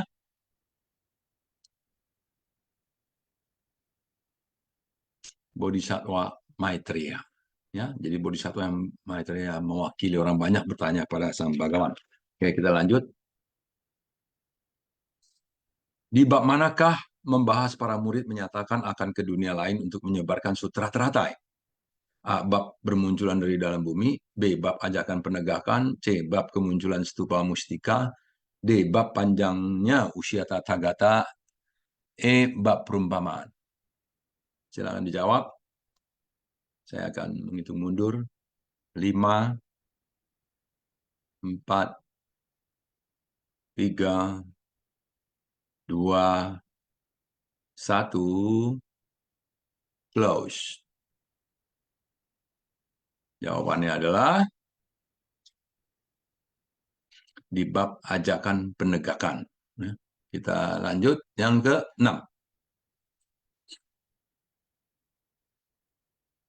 Dalam 7 perumpamaan sutra teratai, ada berapa banyak perumpamaan yang menggunakan hubungan ayah dan anak sebagai contoh? A1, B2, C3, D4, E5. Jadi ada beberapa perumpamaan yang mengenai anak dan ayah ya. Silakan dijawab, saya menghitung mundur. 5, 4, ya saya menghitung, Anda juga menghitung ya, berapa banyak? 3, 2, 1, closed. Ya, dan jawabannya adalah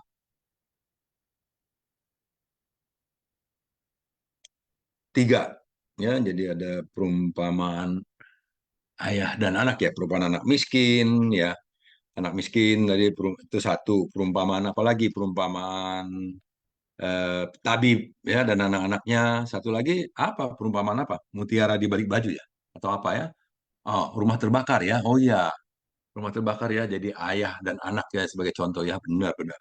Ya, itu saya lupa tuh ya, ada rumah terbakar ya. Jadi ayahnya meminta anak-anaknya keluar. Jadi rumah terbakar, rumah itu batin, batin yang terbakar, batin terbakar oleh apa? Oleh loba dosa moha ya, oleh tanjen semani, batinnya terbakar terus. Kita selesai sudah 6 buah kuis dilalui dengan baik. Kita sambil menunggu jawaban, mari kita kembali ke sesi sharing. Silahkan Susung Suci yang mau sharing atau ya. Oke, dari Batam Suci Lindo silahkan. OK，感恩上人开始。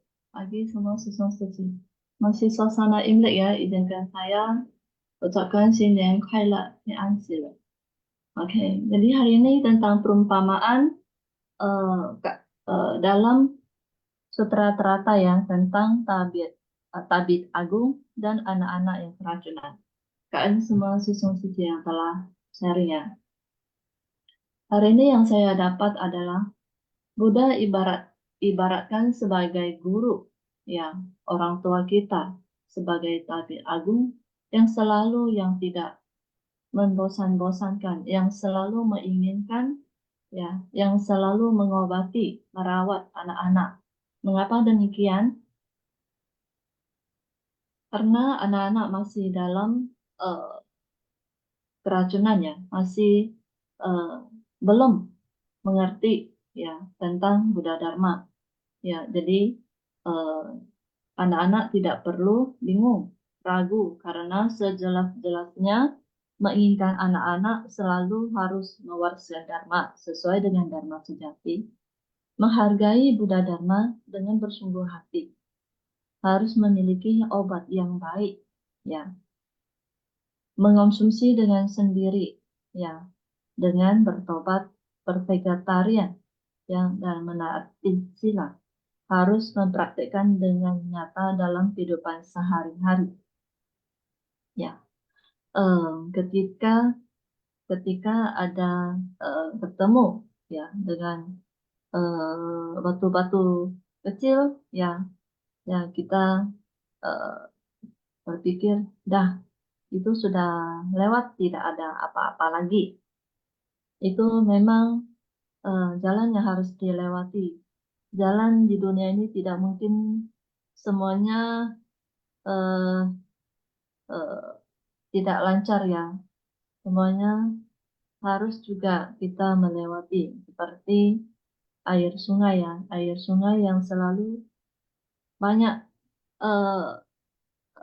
banyak pasir ya, banyak pasir, banyak batu-batuan yang dengan tidak dinyadari ya sebelumnya sudah ada, ya sebelumnya sudah ada. Air juga selalu melewatinya, seperti waktu demi waktu, ya, yang harus melewatinya.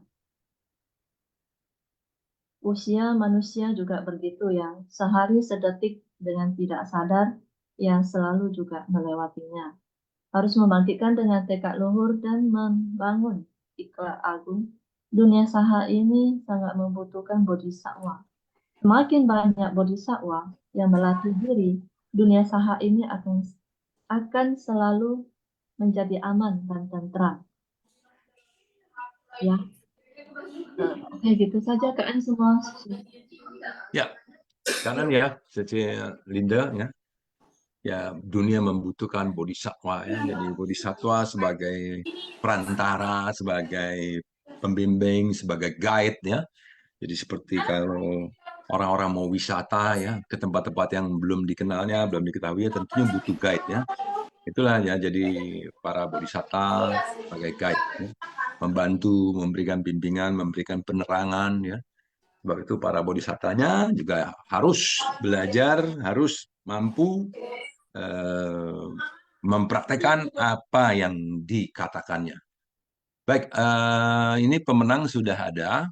Selamat kepada Dona Andriani Sece, Ko Yeni Sece, Wimalam Padma, Wimala Padma, Wimalam ya, Wimalam Padma. Oke, baik ya. Kemudian Minah Sece, kemudian tidak ada pemenang, kemudian Lely Sece. Silakan para pemenang yang mau sharing.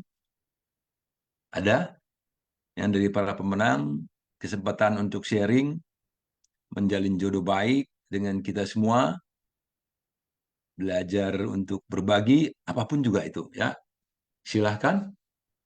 Oke, sambil menunggu keputusan dari para pemenang untuk sharing atau tidak, di sini ada yang sudah raise hand dari Tangerang, Hussein Sesiong. Iya, Silahkan. Kang En, Sesiung Sece, salam sehat, bahagia. Saya di sini hanya ingin menambahkan aja yang Sesiung Sece sharing. Ya saya sih selama ini memang saya nggak pernah bosan ya, maksudnya mengatakan bahwa saya itu kangen banget sama Seci ya. Maksudnya di sini saya pelatihan diri, terus di sini saya menemukan untuk saya ada vitamin ya, maksudnya pelatihan diri ini untuk belajar sabar, berasa menerima, belajar mengembangkan cinta kasih, kesabaran, kebijaksanaan, menghilangkan kebencian, iri hati, keserakahan gitu. Tapi saya juga belajar kebijaksanaan karena saya merasa dengan hati tulus ya, segala sesuatunya akan timbul kebijaksanaan. Karena segala sesuatu yang kita terima, mau baik, mau buruk, itu jangan pernah kita sesalin gitu loh. Nah, saya kalau ikutin si Pangsia pagi ini, saya kadang-kadang suka sambil beraktivitas gitu loh. Cuman memang saya merasa saya selalu introspeksi diri, walaupun orang itu kadang-kadang saya ada pikiran negatif atau apa, terutama saya berapa kali ya kuis ya, makanya saya suka bilang Kang En, mau orang bagaimana ya, ada timbul tuh kadang-kadang kalau kuis saya suka tebak-tebak sendiri, saya suka curi start gitu loh.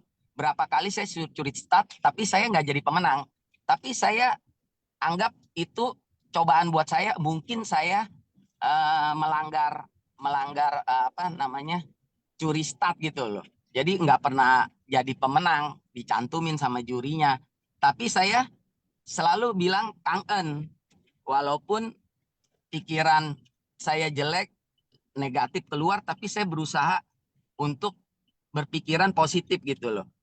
Saya selama kuis ada benar, tapi saya berusaha belajar menahan diri dan saya bilang Kang En. Maksudnya gini, kadang-kadang saya jawab tuh Sesiung omongin belum habis, saya udah jawab duluan. Saya kalau nggak salah ya, nomor 5 itu saya jawab B itu. Tiba-tiba saya benar gitu. Tapi di sini tidak ada pemenang. Tapi saya belajar untuk belajar positif. Karena hal-hal yang berpikiran positif, ucapan positif, indera positif, yang baik bisa yang buruk bisa jadi baik, yang baik bisa jadi timbul kebijaksanaan gitu loh. Itu aja dari sharing saya. Semoga Sesiung Sece tetap semangat walaupun kadang pikiran bisa berubah-ubah. Makanya Master sungguh Kang En, dia selalu mengingatkan kepada kita untuk selalu cinta kasih yang tulus, terus bersumbangsi, karena ajaran Buddha ini sungguhlah luas dan sungguhlah nyata, sungguh ajaran kebenaran yang kita jangan pernah menyerah gitu. Karena dengan menyerah berarti kita timbul pikiran-pikiran yang kurang baik dan tindakan yang kurang baik. Tapi kalau kita selalu setia, jujur, berusaha jujur, setia, selalu pantang menyerah, cinta kasihnya jangan tanggung-tanggung, cinta kasih sejati, jujur yang sejati, setia yang sejati, maka kehidupan ini kita akan ringan walaupun kita bekerja keras ya, banyak cobaan gitu. Kayak seperti seorang ibu yang mengasihi anaknya yang tunggal. Begitu juga kita terhadap orang lain gitu. Nah, justru itu saya di sini hanya bukan mau kritik siapa-siapa, tapi saya lebih membangkitkan saya punya semangat. Itu aja Sesiung, Kang En. Oh, kanan ya, Sesiung Husen ya. Wah, pesannya banyak nih ya. Memang ya, kita harus terus menguatkan diri ya. Jadi pikiran itu bukan cuma kadang-kadang, memang dikatakan pikiran selalu berubah ya. Kuan Sin Ucang, karena itu amatilah selalu bentuk-bentuk pikiran kita. Sebentar maunya begini, sebentar mau begitu, sebentar begini, sebentar begitu, sebentar mau maju, sebentar mau mundur, kan gitu ya. Sebentar mau kesel, sebentar mau ini, itulah dia namanya pikiran. Pikiran itu selalu berubah ya. Jadi inian. Jadi makanya kalau kitanya gelap batin, ya pikirannya selalu ke arah yang gelap-gelap tentunya. Jadi batinnya harus terus-menerus diisi air jernih sehingga pikiran-pikiran yang muncul pun nantinya pikiran-pikiran yang bisa lebih jernih. Ya, jadi hati-hatilah dengan apa yang masuk ke dalam tubuh kita ya. Jadi kita juga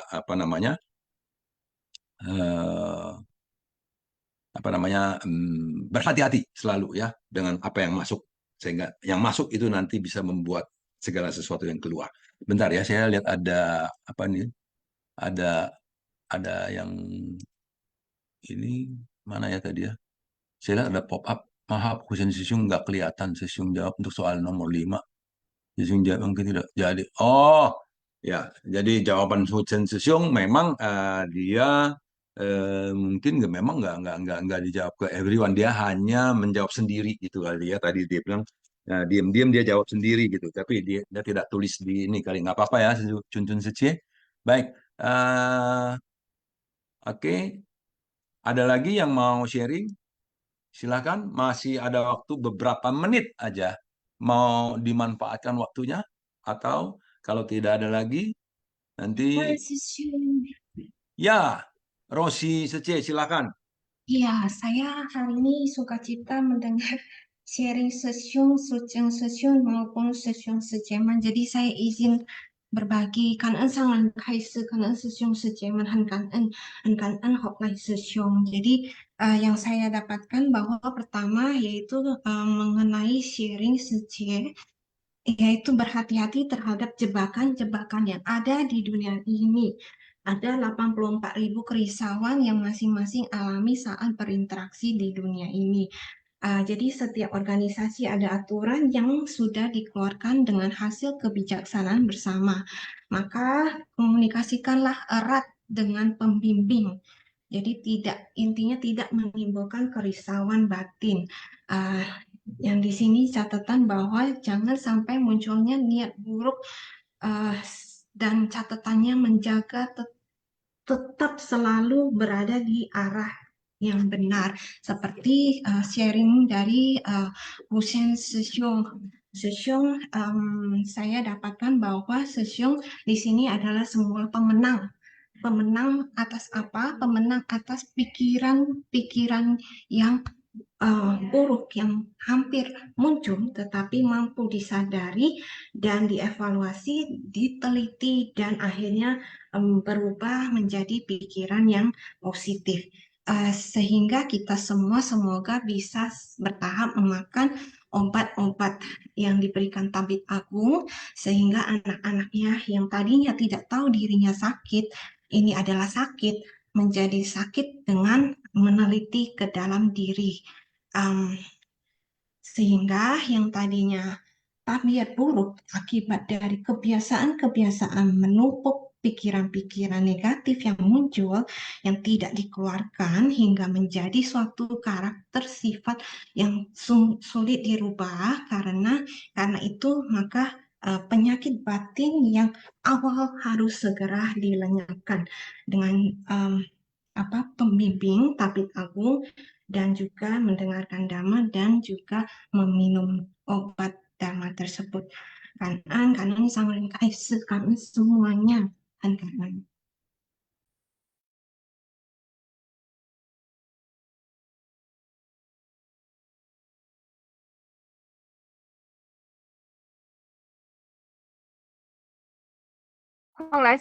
Mic-nya belum buka. Oh iya iya iya.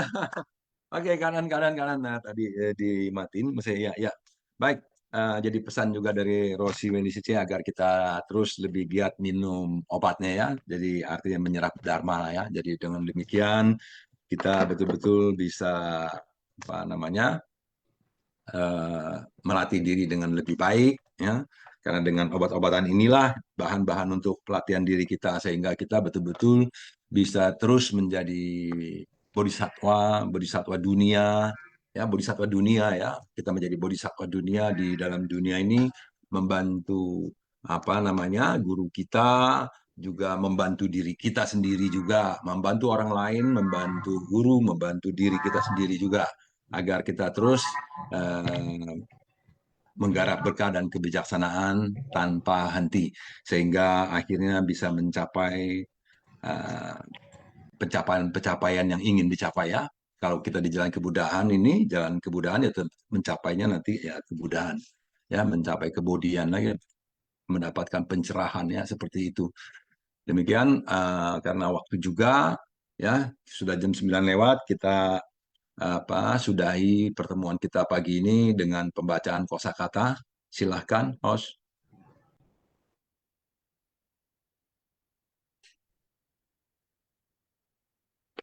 Ya, kanan ya kepada semua siswa-siswa yang sudah berpartisipasi.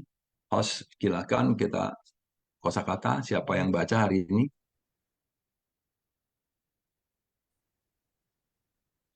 感恩师公上人开示，感 Vincent 恩 ya. 师伯。静思妙莲华，熏法香与会。Kosakata Shun Fasyang perspektif modern dari 7 perumpamaan dalam Sutra Teratai. Perumpamaan Tabib Agung dan anak-anaknya yang sakit.